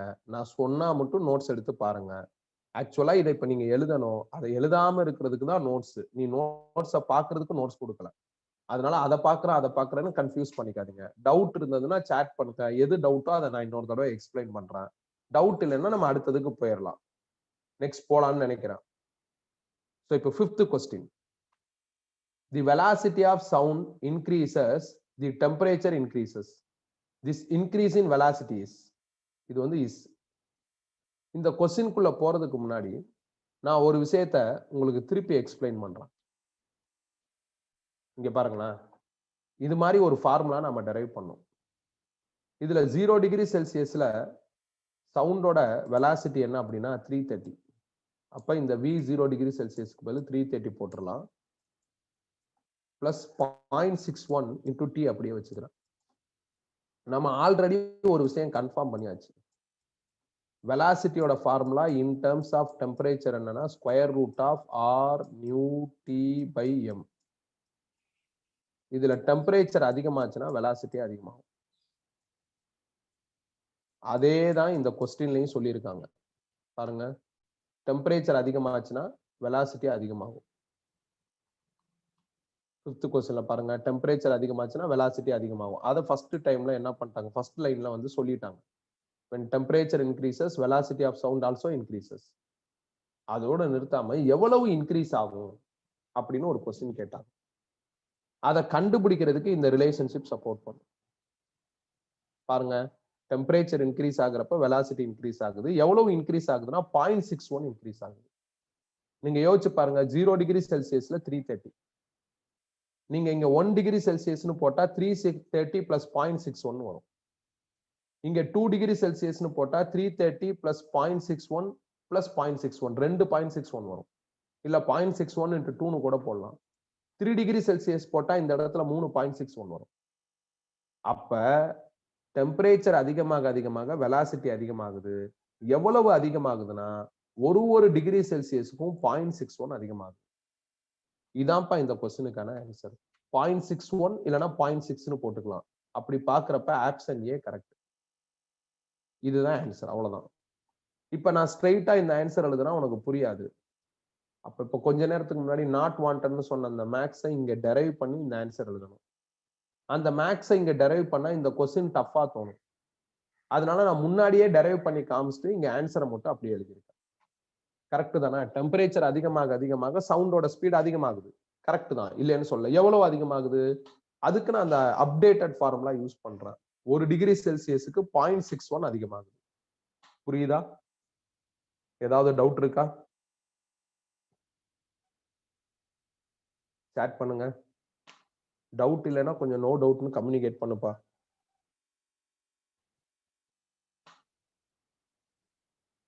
ஓகே, அடுத்த கொஸ்டின் போலாம். தேர்ட் கொஸ்டின், அதாவது 6th question. Determine the velocity and wavelength of sound of frequency 256 Hz traveling in water of bulk modulus 0.022 into 10 power 11 Pascal. ஒரு சவுண்ட் என்ன ஆகுதுன்னா வாட்டர்ல டிராவல் ஆகுது. அப்ப அதோட வெலாசிட்டி என்ன, வேவ்லென்த் என்னன்னு கால்குலேட் பண்ண அப்படிங்கிறாங்க. வாட்டரோட பல்க் மாடுலஸ் கொடுத்துருக்காங்க. அப்ப நான் எப்படி கால்குலேட் பண்றது? பல்க் மாடுலஸ் கொடுத்தாங்கன்னா சவுண்டோட ஸ்பீட் கால்குலேட் பண்றதுக்கு நம்மள்ட்ட ஒரு ஃபார்முலா இருக்கு, square root of K by rho. இதுல கேங்கிறது 0.022 இன்டூ 10 பவர் 11. ரோங்கிறது கொஸ்டின்ல இருக்கிற இன்ஃபர்மேஷன் படி வாட்டருங்கிறதுனால வாட்டர் டென்சிட்டியா இருக்கணும். Water density 1000. இதை சால்வ் பண்றப்ப 1483.23 மீட்டர் பெர் செகண்ட் வருது. சால்விங்லாம் நீ பார்த்துக்கோ. ஸோ எப்போ பல்க் மாடுலஸ் கிவன் டேட்டால கொடுத்தாலும் நீ இந்த ஃபார்முலா வச்சு ஈஸியா ஆன்சர் எடுத்துடலாம். பட் இதோட முடியல. இந்த சவுண்டோட வெலாசிட்டி நம்ம கண்டுபிடிச்சாச்சு. அண்ட் ஆல்சோ வேவ்லென்த் கால்குலேட் பண்ண அப்படின்னு சொல்றாங்க.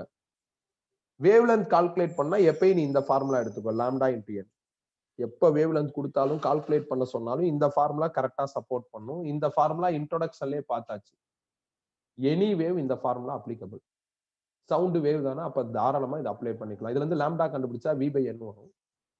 v1483.23 இங்க சப்ஸ்டிடியூட் பண்ணியாச்சு. n ஃப்ரீக்வன்சி அது 256ன்னு கொடுத்துருக்காங்க. சால்வ் பண்ண ஆன்சர் வந்து ரொம்ப சாதாரணமான ப்ராப்ளம் தான், எதுவும் கஷ்டம்லாம் கிடையாது. என்ன, எந்த ஃபார்முலா பிக் பண்ணணுங்கிறதுல கேர்ஃபுல்லா இருக்கும். அதனால நான் இந்த இடத்துல என்ன பண்றேன்னா நோட்னு போட்டு எல்லா ஃபார்முலாவையும் ரீலிஸ்ட் பண்ணிருக்கேன். நாம இன்ட்ரோடக்ஷன்ல பார்த்த v is equal to lambda n இந்த ஃபார்முலா எனி வேவுக்கு அப்ளிகபிள். அப்புறம் வெலாசிட்டி ஆஃப் சவுண்டுங்கிற டைட்டில்ல நான் அடிஷனலா இந்த ஃபார்முலா கொடுத்தேன். இந்த ஃபார்முலா எனி லாங்கிடியூடினல் வேவுக்கு அப்ளிகபிள். அடுத்து நாம டெரைவ் பண்ணது லாப்லாஸ் சொன்ன கரெக்ஷன் படி டெரைவ் பண்ணதுதான் velocity of sound in air. சவுண்டும் லாங்கிடியூடினல் வேவ் தான். ஆனா ஸ்பெசிபிக்கா இந்த ரெண்டு ஃபார்முலா யாரோடதுன்னா சவுண்டோடது. ஒன்னு in terms of pressure density, இன்னொன்னு இன் டர்ம்ஸ் ஆஃப் டெம்பரேச்சர். அவ்வளவுதான். ஸோ அதனால உனக்கு புரிஞ்சிருக்கும். இப்ப இங்க இருக்கிற எல்லா ஃபார்முலாவையும் நீ சவுண்டுக்கு யூஸ் பண்ணிக்கலாம். இந்த ரெண்டு ஃபார்முலா நீ லாங்கிடியூடினல் வேவுக்கு யூஸ் பண்ணிக்கலாம். இந்த ஒரு ஃபார்முலா எந்த வேவுக்கு வேணாலும் யூஸ் பண்ணிக்கலாம். ஸோ கவனமா இருக்கணும். நீ சவுண்டுக்கு டெரைவ் பண்றதுனால எல்லா டைமும் இதே யூஸ் பண்ண அவசியம் இல்லை. சவுண்டுங்கிறது வேவ் தானே, அப்ப இதையும் யூஸ் பண்ணலாம், இதையும் யூஸ் பண்ணலாம். அந்த மாதிரி. ஸோ அதனால கிவன் டேட்டாவுக்கு சூட்டபிளா எந்த ஃபார்முலா எடுக்கணும் அப்படின்னு பார்த்தா அந்த ஃபார்முலாவை கிளியரா இருக்கு. அப்ப ஈஸியா என்ன ஆயிரும்னா ஆன்சர் வந்துடும். எந்த கன்ஃபியூஷனும் இருக்காது. இந்த இடத்துல ஏதாவது கன்ஃபியூஷன் வந்தா என்ன பண்ணுவா அப்படிங்கிறதுக்காண்டி நான் என்ன பண்ணிருக்கேன், திருப்பி ஃபார்முலாவை ரீலீஸ் பண்ணிருக்கேன். அவ்வளவுதான். இங்க ஏன்டா எல்லாத்தையும் எழுதிருக்கும் அப்படின்னு யோசிச்சிடாத. திடீர்னு ஏன் சவுண்டோட ஃபார்முலாவுக்கு இதை எடுக்காம, சவுண்டோட வெலாசிட்டி ஃபார்முலாவுக்கு இதை எடுக்காம இதே எடுத்திருக்கோம்னா இதுவும் அப்ளிகபிள் தான். இதை வச்சே நம்ம எல்லா நேரத்திலையும் மேனேஜ் பண்ண முடியாதுங்கிறதுனால புது ஃபார்முலாஸை டெரைவ் பண்ணிருக்கோம். ஸ்பெசிபிக்கா டெரைவ் பண்ணிருக்கோம். இது ஜெனரலைஸ்டா இருக்கு, இது ரொம்ப ஜெனரலைஸ்டா இருக்கு. அப்படி இல்லாம இது ஸ்பெசிபிக்கா இருக்கு. அவ்வளவுதான். இது சிம்பிளான கொஸ்டின் தான். ஸோ அதனால நான் அடுத்த கொஸ்டின் போயிடுறேன். 6th question, sorry 7th question என்ன அப்படின்னா, the ratio of speed of sound in helium and hydrogen gas at the same temperature is. Sound என்ன ஆகுதுன்னா ஹீலியம்லையும் டிராவல் ஆகுது, ஹைட்ரஜன்லையும் டிராவல் ஆகுது. ஹீலியம்லையும் ஹைட்ரஜன்லையும் ஒரே டெம்பரேச்சர் தான் இருக்கு. அப்ப சவுண்டோட ஸ்பீட் ரேஷியோ கேட்டிருக்காங்க. டெம்பரேச்சர் ஸ்பீட் நம்மள்ட்ட ஃபார்முலா இருக்கு, square root of R nu T by M. ரேஷியோங்கிறதுனால ரெண்டா பிரிச்சு நடுவுல 2 டாட் வச்சிடலாம். ஒரு பக்கம் ஹீலியம், இன்னொரு பக்கம் ஹைட்ரஜன். ஹீலியம்ங்கிறது மோனோ அட்டாமிக் கேஸ், ஹைட்ரஜன்ங்கிறது tie atomic gas. Monoatomic கேஸுக்கு நியூ வேல்யூ வந்து 5/3. டை அட்டாமிக் கேஸுக்கு நியூ வேல்யூ வந்து 7/5. ப்ராபபிளி அதை நீ கெமிஸ்ட்ல படிச்சிருக்கணும். சப்போஸ் படிக்கலைனாலும் பிரச்சனை இல்லை. நம்ம thermodynamics kinetic theory of gas படிக்கிறப்ப அதை பத்தி டீடைல்டா சொல்லித்தரேன். அதை நான் சொல்லித்தர வரையும் இந்த நம்பர்ஸை நீ ஞாபகம் வச்சுக்கோ. நியூ என்ன அப்படின்னா மோனோ அட்டாமிக்கு 5/3, டை அட்டாமிக்கு 7/5. அதை அப்படியே சப்ஸ்டிடியூட் பண்ணுங்க. ஒன்னு முடிச்சாச்சு. நியூ 5/3, 7/5. ரெண்டாவது மோலார் மாஸ். இந்த மோலார் மாஸ் வந்து மாஸ் நம்பர் தெரிஞ்சுன்னா ஈஸியா எழுதிடலாம். ஹீலியமோட மாஸ் நம்பர் வந்து 4. அப்போ 4 கிராம் மோல் இன்வர்ஸ், இங்க மோல் இன்வர்ஸ்னு வரும். 4 கிராம் மோல் இன்வர்ஸ் தான் என்ன அப்படின்னா molar mass of helium. Mass number வச்சு எழுதிடலாம். இதுவும் கெமிஸ்ட்ல படிச்சிருப்பேன். ஹைட்ரஜனோட மோலார் மாஸ் வந்து 1. பட் ஹைட்ரஜன் வந்து H2 தான் கிடைக்கும். அப்ப H2ல 2 ஹைட்ரஜன் இருக்கிறதுனால 2ன்னு வந்துருச்சு. 2 கிராம் மோல் இன்வர்ஸ் தான் என்னது அப்படின்னா ஹைட்ரஜனோட மோலார் மாஸ். இப்ப இது எல்லாத்தையும் இங்க சப்ஸ்டிடியூட் பண்ணா உங்களுக்கு ஆன்சர் வந்துடும்.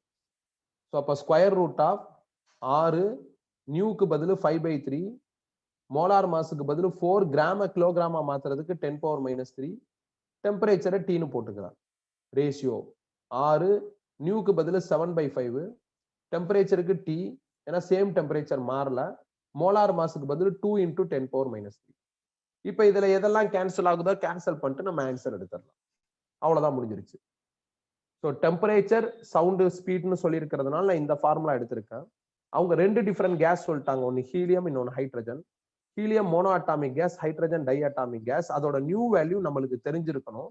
ஃபியூச்சர்ல நாம இதை கண்டுபிடிப்போம். அட் பிரசன்ட் இதை ஹோல்டு பண்ணு, மெமரியில ஹோல்டு பண்ணு. மோலார் மாஸ்ங்கிறது நீ கெமிஸ்ட்ரியே எப்படி கண்டுபிடிக்கிறதுன்னு பார்த்திருப்ப, அதே தான் நான் எழுதியிருக்கேன். ஸோ டேட்டாஸை ஃபீட் பண்றோம், காமன் திங்ஸை கேன்சல் பண்ணிட்டு நாம ஆன்சர் எடுத்துடலாம். கிளியரா? கிளியராப்பா?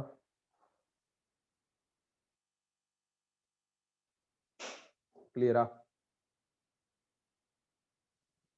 கிராம் மோல் இன்வர்ஸ்னு வரும். நோட்ஸ்ல கரெக்டா தான் இருக்கும். நோட்ஸ்ல கரெக்டா தான் இருக்கும். இங்க டிஸ்பிளேல தப்பா இருக்கும், நோட்ஸ்ல கரெக்ட் பண்ணிருப்பாங்க. நெக்ஸ்ட் போலாமா? ஓகே. 8th ப்ராப்ளம் வந்து நீயே ட்ரை பண்ணு. நோட்ஸ்ல 8th ப்ராப்ளம்னு ஒன்னு இருக்கும், சொல்யூஷனோட தான் இருக்கும். உனக்கு பார்த்தாவே புரியும், அதை நீயே ட்ரை பண்ணிரு. ஸோ இதோட எனக்கு என்ன ஆயிடுச்சு அப்படின்னா, ஒரு டைட்டில் சவுண்டோட ஒரு டைட்டில் முடிஞ்சிருச்சு. 8th ப்ராப்ளம் நீ ட்ரை பண்ணு. சவுண்டோட ஒரு டைட்டில் முடிச்சாச்சு. என்ன டைட்டில்னா சவுண்டோட ஸ்பீடு, ஏர்ல சவுண்ட் டிராவல் ஆகுறப்ப அதோட ஸ்பீடு என்ன அப்படின்னு கண்டுபிடிச்சாச்சு. ஸோ இப்ப ஸ்பீட் முடிஞ்சிருச்சு. சவுண்டோட அடுத்த டைட்டிலுக்குள்ள நாம போகணும். நான் கிரியேட் பண்ற இந்த சவுண்ட் வேவ், இதோட ஆடியோ உன் காதுக்கு எப்படி கேட்டுச்சு, உன் காதுக்கு ஆடியோ லெவல் எப்படி இருக்கு, அதை தான் அடுத்து பார்க்க போறோம்.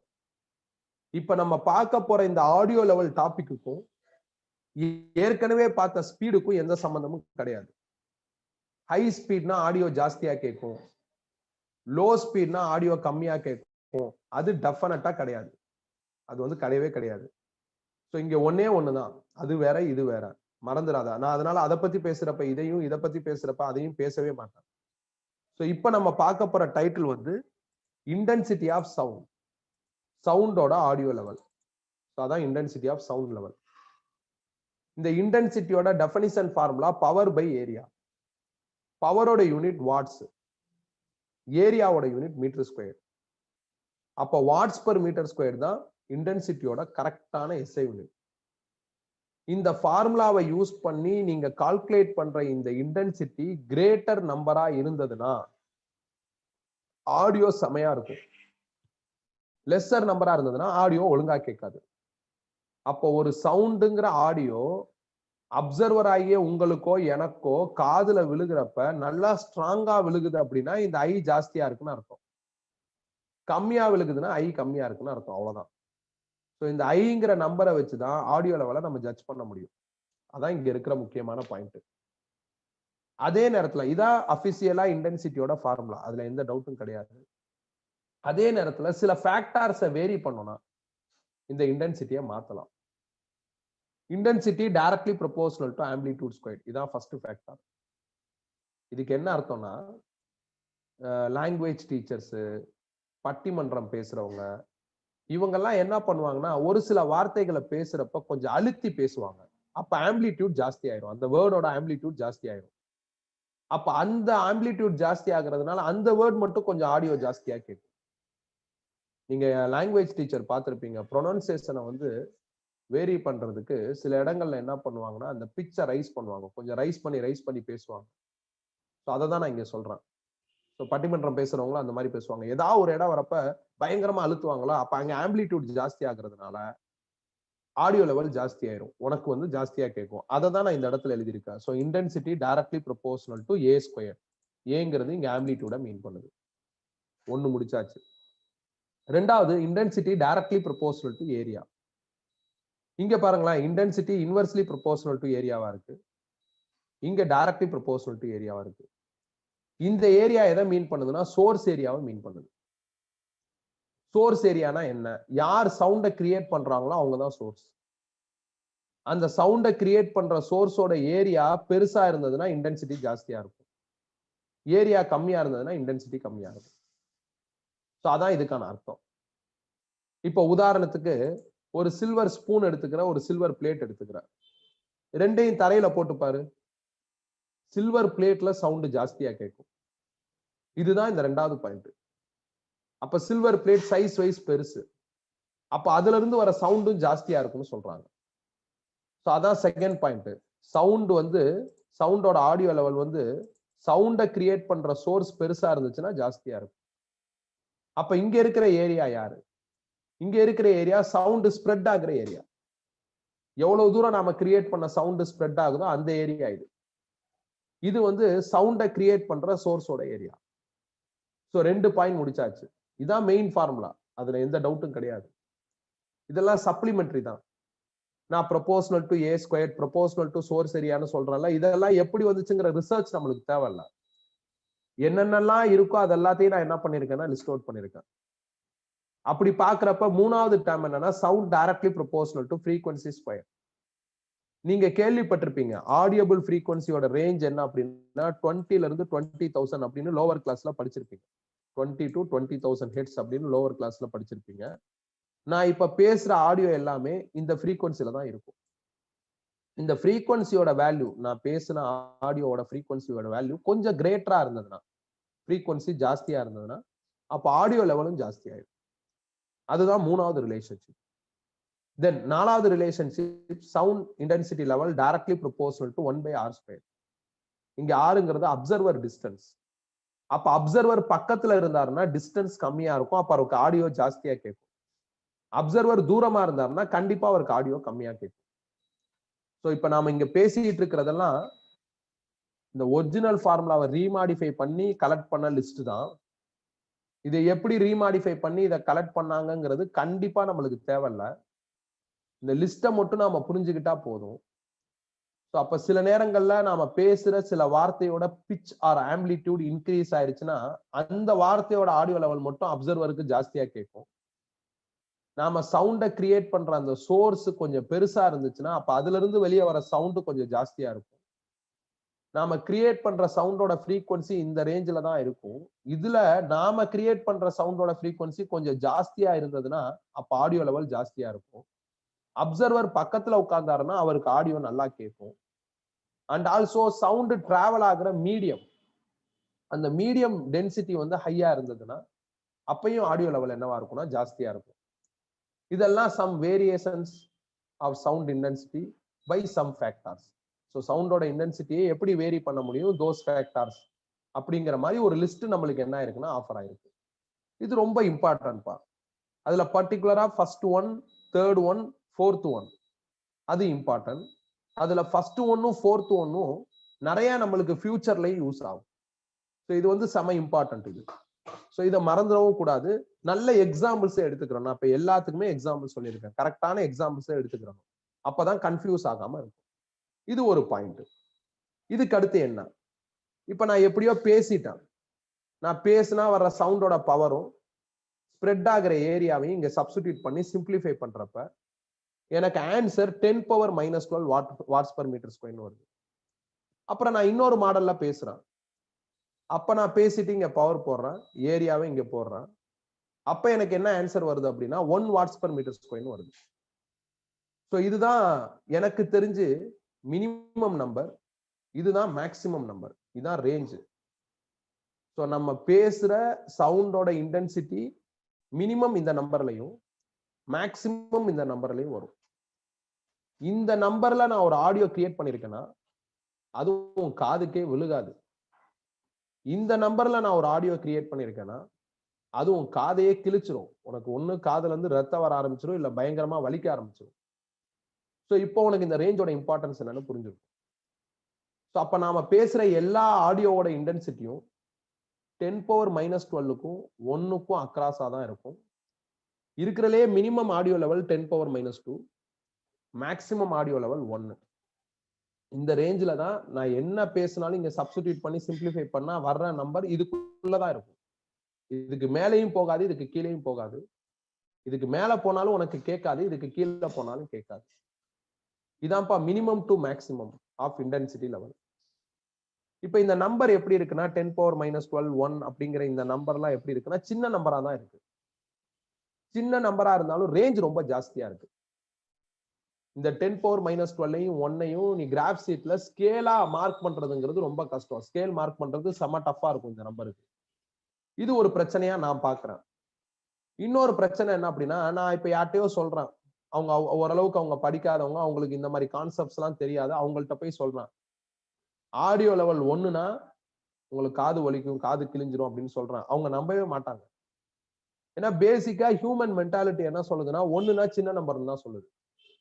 அப்ப 1ங்கிற நம்பர் வந்துருச்சுன்னா உனக்கு வந்து காது வலிக்கும், காதுல வந்து பிளட் வந்துரும் அப்படின்னு சொல்றது வந்து அந்த கஸ்டமருக்கு இல்ல கன்சியூமருக்கு வந்து அக்செப்டபிளாவே இருக்காது. அவங்கள பொறுத்தவரை இது வந்து ரிஜிஸ்டரே ஆகாது மைண்ட்ல. அவங்களுக்கு 1 அப்படிங்கிற நம்பர் வச்சு பேசினா பெருசா எந்த தாக்கமும் என்ன ஆகாதுன்னா வராது. அப்ப எனக்கு இந்த மாதிரியான விஷயங்கள் எனக்குன்னா உங்களுக்கும் சரி, நம்ம தான் இதை படிக்கிறோம், நம்மளுக்கு இந்த மாதிரி விஷயங்களை மித்தவங்களுக்கு கன்வே பண்றதுங்கிறது கஷ்டமா இருக்கு. இந்த ரேஞ்சே நம்மளுக்கு எப்படி இருக்குன்னா சின்னதா, அதாவது இந்த ரேஞ்ச் பெருசு, நம்பர் சின்னது. ஆனா இதை மித்தவங்களுக்கு கன்வே பண்ண வைக்கிறதுல ஒரு டிஃபிகல்ட்டி என்ன ஆகுதுன்னா பில்ட் ஆகுது அப்படிங்கிற மாதிரி தோணுது. நம்மளுக்கு தோணுதுன்னா மித்த சயின்டிஸ்டுக்கும் தோணி இருக்கும். அவங்க என்ன பண்றாங்கன்னா இதை சரி பண்றதுக்கு ஒரு டெக்னிக்கா உள்ள எடுத்துட்டு வராங்க. அந்த டெக்னிக் தான் நம்ம அடுத்து படிக்க போறோம். இப்ப இதுவரை ஏதாவது சந்தேகம் இருந்தா கேட்கலாம்.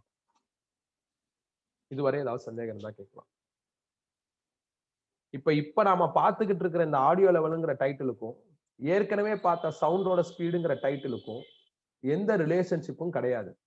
அது வேற, இது வேற. ஒரே ஒரு ரிலேஷன்ஷிப் என்னன்னா ரெண்டுமே சவுண்டுக்குள்ள இருக்கிற டாபிக், அவ்வளவுதான்.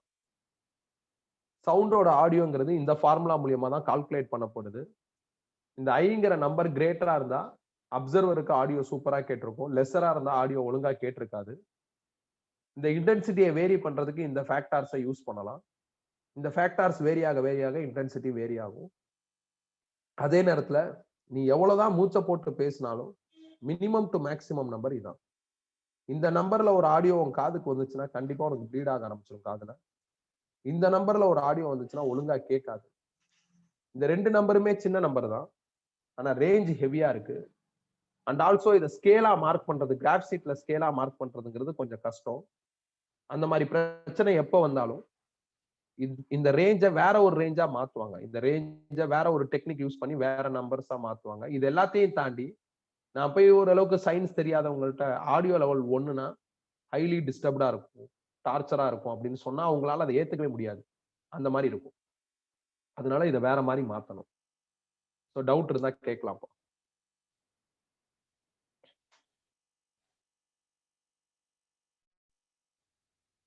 டவுட் இல்லைன்னா நோ டவுட்னு சாட் பண்ணுங்க.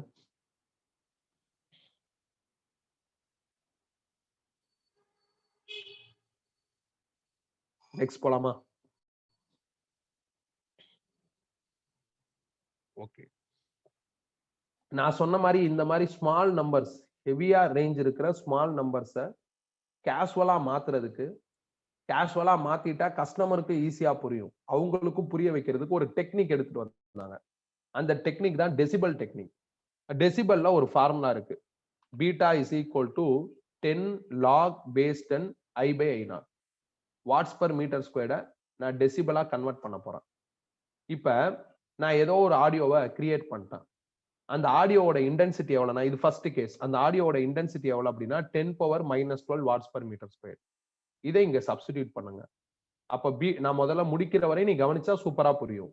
So beta is equal to 10 log base 10, ஐக்கு பதில் 10⁻−12, I0ங்கிறது மினிமம், மினிமமும் 10⁻−12 தான். அதை இங்க சப்ஸ்டிடியூட் பண்றேன்.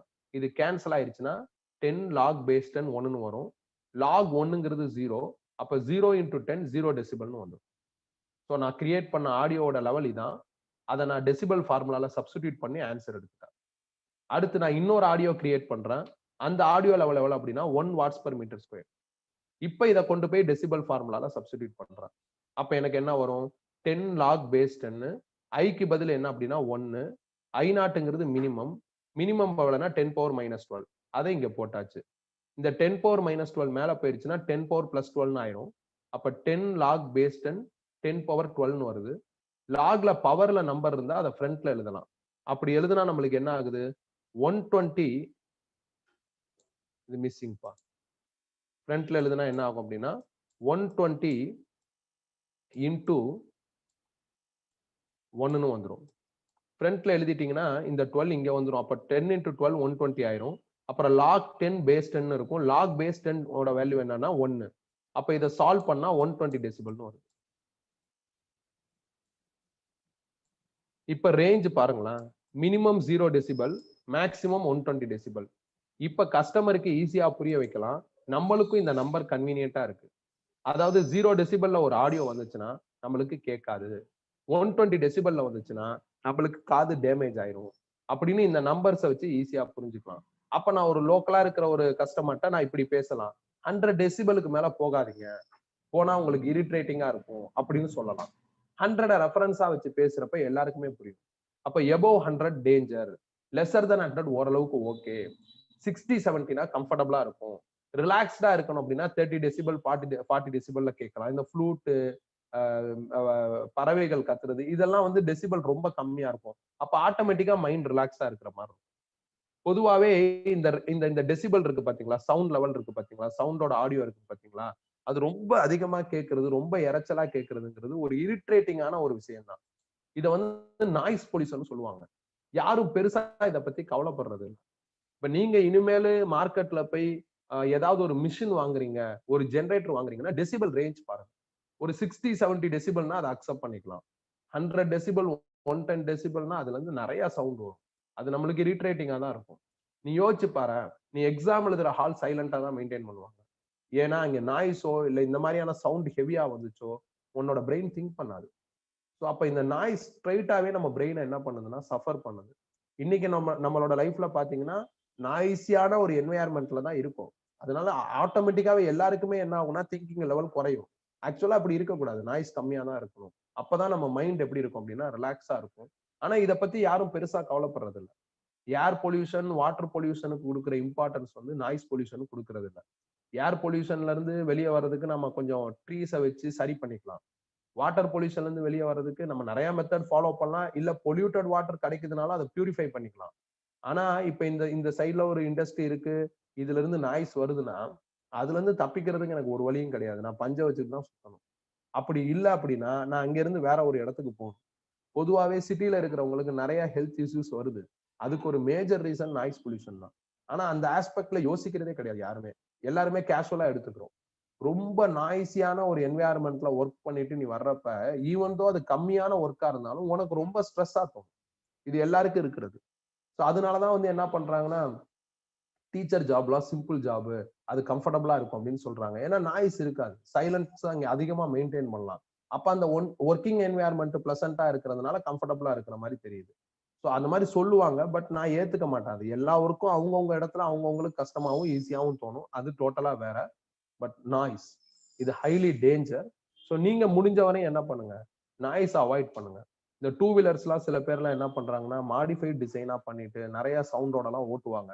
அந்த மாதிரிலாம் இருக்கவே கூடாது. அதெல்லாம் வந்து குழந்தைங்களுக்கும் வயசானவங்களுக்கும் ரொம்ப இரிட்ரேட்டிங்கா இருக்கும். இப்ப நம்ம ஏஜுக்கு நம்மளுக்கு அந்த டெசிபல்லாம் ஓரளவு டாலரபிளா இருக்கும்.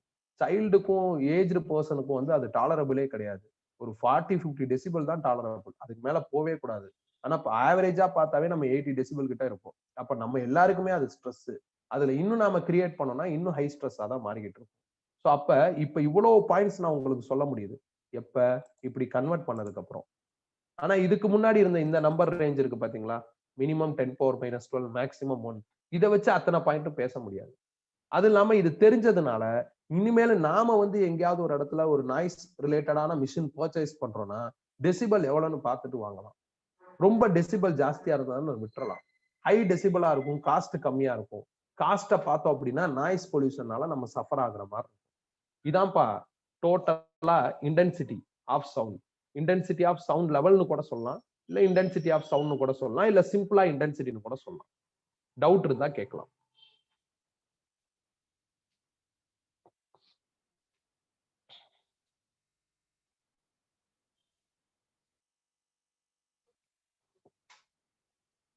இதுல வந்து பெருசா ப்ராப்ளம்ஸ் கேட்டது கிடையாது. ஒரு 2-3 ப்ராப்ளம்ஸ் தான் இருக்கு. நான் ஒரு 2 ப்ராப்ளம் உனக்கு டிஸ்கஸ் பண்ணி காமிக்கிறேன்.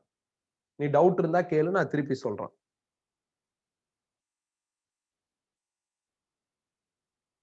நல்லா ஞாபகம் வச்சுக்கோங்க.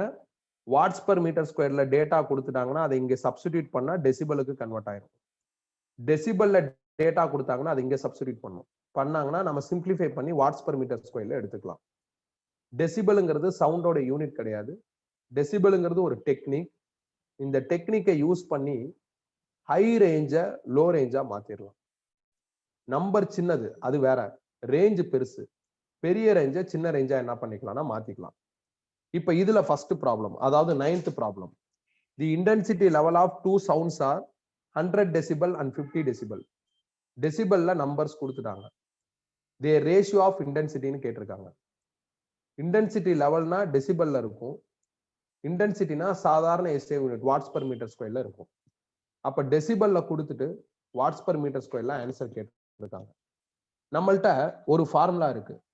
இந்த ஃபார்முலா படி வாட்ஸ் பர் மீட்டர் ஸ்கொயர்ல இங்க டேட்டா போட்டா ஆன்சர் டெசிபல்ல வரும். ஆனா இப்ப அவங்க டெசிபல்ல கொடுத்துட்டு வாட்ஸ் பர் மீட்டர் ஸ்கொயர்ல கேட்டிருக்காங்க. அதனால இந்த ஃபார்முலாவே கொஞ்சம் ரீமாடிஃபை பண்ணலாம்னு நினைக்கிறேன். எப்படின்னா beta is equal to 10 log base 10 I/I0. இதுல இருந்து நான் I கால்குலேட் பண்ணும். அதனால இந்த 10 கீழே கொண்டு வந்துட்டா beta by 10 is equal to log base 10 I/I0 வந்து. இந்த பக்கம் இருக்கிற லாக கேன்சல் பண்றதுக்கு நான் ஆன்டி லாக் எடுக்கணும். ஆன்டி லாக் எடுத்தா இந்த லாக் கேன்சல் ஆகி எனக்கு ரைட் சைட்ல I/I0 வந்துடும். லெஃப்ட் சைட்ல ஆன்டி லாக் எடுக்கணும். ரொம்ப சிம்பிள். இந்த பேஸ்ல இருக்கிற 10 இங்க எழுதி இந்த பேட்டர்னை பவர்ல எழுதிரு. இதுதான் ஆன்டி லாக் லாஜிக். ரைட் சைட்ல ஆன்டி லாக் எடுக்கிறப்ப லாக் கேன்சல் ஆயிரும். லெஃப்ட் சைட்ல ஆன்டி லாக் எடுக்கிறதுக்கு நீங்க என்ன பண்ணணும் அப்படின்னா பேஸ்ல இருக்கிற 10 அதை இங்க போட்டு இந்த ரைட் சைடு லெஃப்ட் சைட்ல இருக்கிற நம்பரை பவர்ல எழுதிடணும். இதை கிராஸ் மல்டிப்ளை பண்ணா I intensity is equal to I0 into 10 power beta by 10. இப்ப 100 டெசிபல்னு ஒரு பீட்டா, 50 டெசிபல்னு ஒரு பீட்டா கொடுத்துட்டு அதுக்கு வர இன்டென்சிட்டியை ரேஷியோவா கண்டுபிடி அப்படின்னாங்க. அப்படின்னு இந்த கொஸ்டின்ல சொல்லியிருக்காங்க. அதனால நான் என்ன பண்றேன்னா ரெண்டா பிரிச்சு ரேஷியோங்கிறதுனால 2 டாட் வச்சிட்டேன். I0ங்கிறது மினிமம் இன்டென்சிட்டி, அது மாறாது. அதனால I0 ரெண்டு சைடு ரீடைன் பண்ணிட்டேன். ஒரு டைம் பீட்டாவுக்கு பதில் 100ன்னு கொடுத்துருக்காங்க. இன்னொரு டைம் பீட்டாவுக்கு பதில் 50ன்னு கொடுத்துருக்காங்க. I0 கேன்சல் ஆயிரும். இதுல 0 0 கேன்சல் ஆகி 10 பவர் 10 வந்துடும். இதுல 0 0 கேன்சல் ஆகி 10 பவர் 5 வரும். 10 பவர் 10னா 1க்கு அடுத்து 10 0. 10 பவர் 5னா 1க்கு அடுத்து 5 0. அப்ப ரெண்டுலயுமே 5 5 0 கேன்சல் ஆயிடுச்சுன்னா இன்னும் 5 0 இருக்கும். அப்ப 10 பவர் 5 ரேஷியோ 1 அப்படிங்கிறது நம்மளோட ஆன்சரா இருக்கும். அவ்வளவுதான். எழுதிக்கங்க. சாரி, புரியலன்னா கேளுங்க. புரியுதா? அவங்க வந்து டெசிபல்ல டேட்டா கொடுத்துட்டு இன்டென்சிட்டியில கண்டுபிடிக்க சொல்லியிருக்காங்க. அதை ரேஷியோவா மாத்த சொல்லியிருக்காங்க. அதனால நான் டெசிபல் ஃபார்முலாவை இன்டென்சிட்டி ஃபார்முலாவா ஃபர்ஸ்ட் மாத்திட்டு அதுக்கப்புறம் ஆன்சர் ப்ரொசீட் பண்ணிருக்கேன்.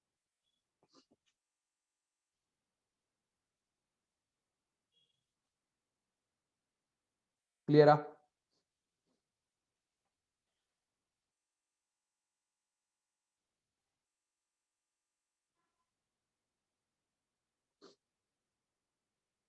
நெக்ஸ்ட் போலாமா?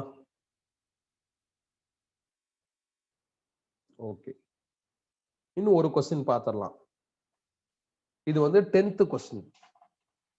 A source of sound radiates energy uniformly in all directions at a rate of 2 watts. Find the intensity in watts per meter squared in decibel at a point 20 meter from the source. அதாவது என்ன calculate பண்ண சொல்றாங்க அப்படின்னா watts per metre ஸ்கொயர்லையும் டெசிபல்லையும் intensity calculate பண்ண சொல்றாங்க. Power கொடுத்துருக்காங்க. பவர் கொடுத்துட்டாங்கனாவே இன்டென்சிட்டியோட டெஃபினிஷன் ஃபார்முலா யூஸ் பண்ணி ஆன்சர் எடுத்துடலாம். இன்டென்சிட்டியோட definition formula power by area. Power வந்து எவ்வளவு சொல்லியிருக்காங்கன்னா 2 வாட்ஸ். ஏரியாவுக்கு பதில் நீங்க ஸ்பியரோட ஏரியா போடணும். ஏன்னா சவுண்ட் எல்லா டைரக்ஷன்லயும் ஸ்ப்ரெட் ஆகும். எல்லா டைரக்ஷனையும் கவர் பண்றது ஸ்பியரா தான் இருக்கும். நீ ஸ்பியரோட நடுவுல இருந்துட்டு பாரு, எல்லா பக்கமும் போக முடியும். அதனால எப்பயுமே இங்க இருக்கிற ஏரியா ஸ்ப்ரெட் ஆகிற ஏரியா. ஸ்ப்ரெட் எல்லா பக்கமும் இருக்கிறதுனால நீ ஸ்பியரோட ஏரியா போட்டுக்கலாம். அப்ப பவருக்கு பதில் 2 கிவன்ல கொடுத்துருக்காங்க. 4 பை ரீடைனர். அவங்க R20 மீட்டர்னு கடைசி பாயிண்ட்ல சொல்லிட்டாங்க. அதனால இந்த டிஸ்டன்ஸ் 20 அப்படிங்கறத நான் இங்க சப்ஸ்டிடியூட் பண்ணிட்டேன். இதை சால்வ் பண்ணா எனக்கு 4 × 10⁻⁴ வாட்ஸ் பர் மீட்டர் ஸ்கொயர்னு வருது. இந்த இடத்துல உள்ள நம்பர் 4 3 2 1 இருந்தா அவாய்ட் பண்ணிடு. 5 6 7 8 9 இருந்தா 10ன்னு மாத்திடு. 10ன்னு மாத்தினா சால்வ் ஆகும். 4க்கு கீழே 4 இருந்ததுன்னா அதை கேன்சல் பண்ணிடு.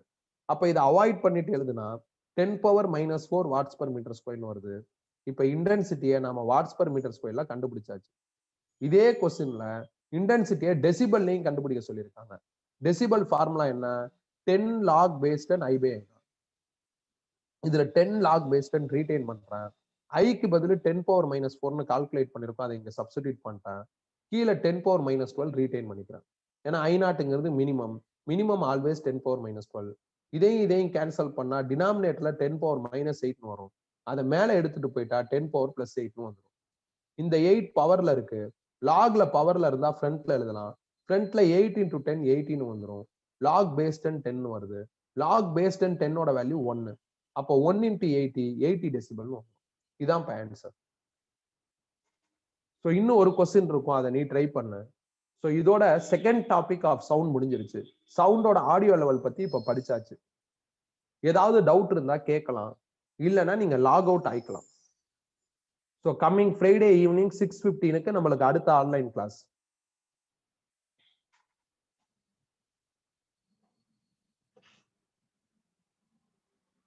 லாக் அவுட் ஆயிக்கலாம்.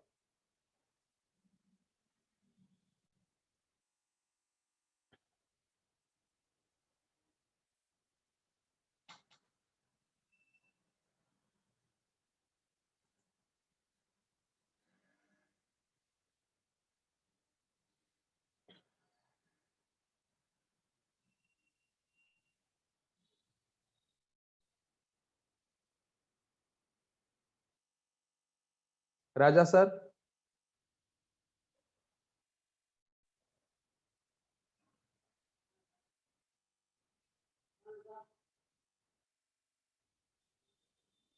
Raja sir,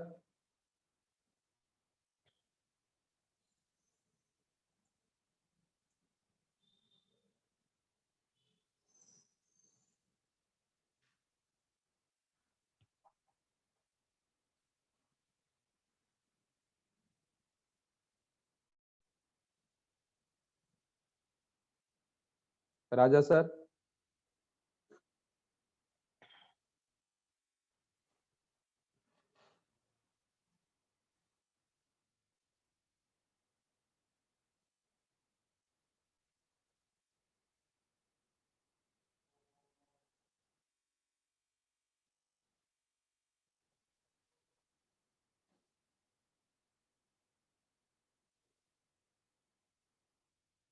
Raja sir.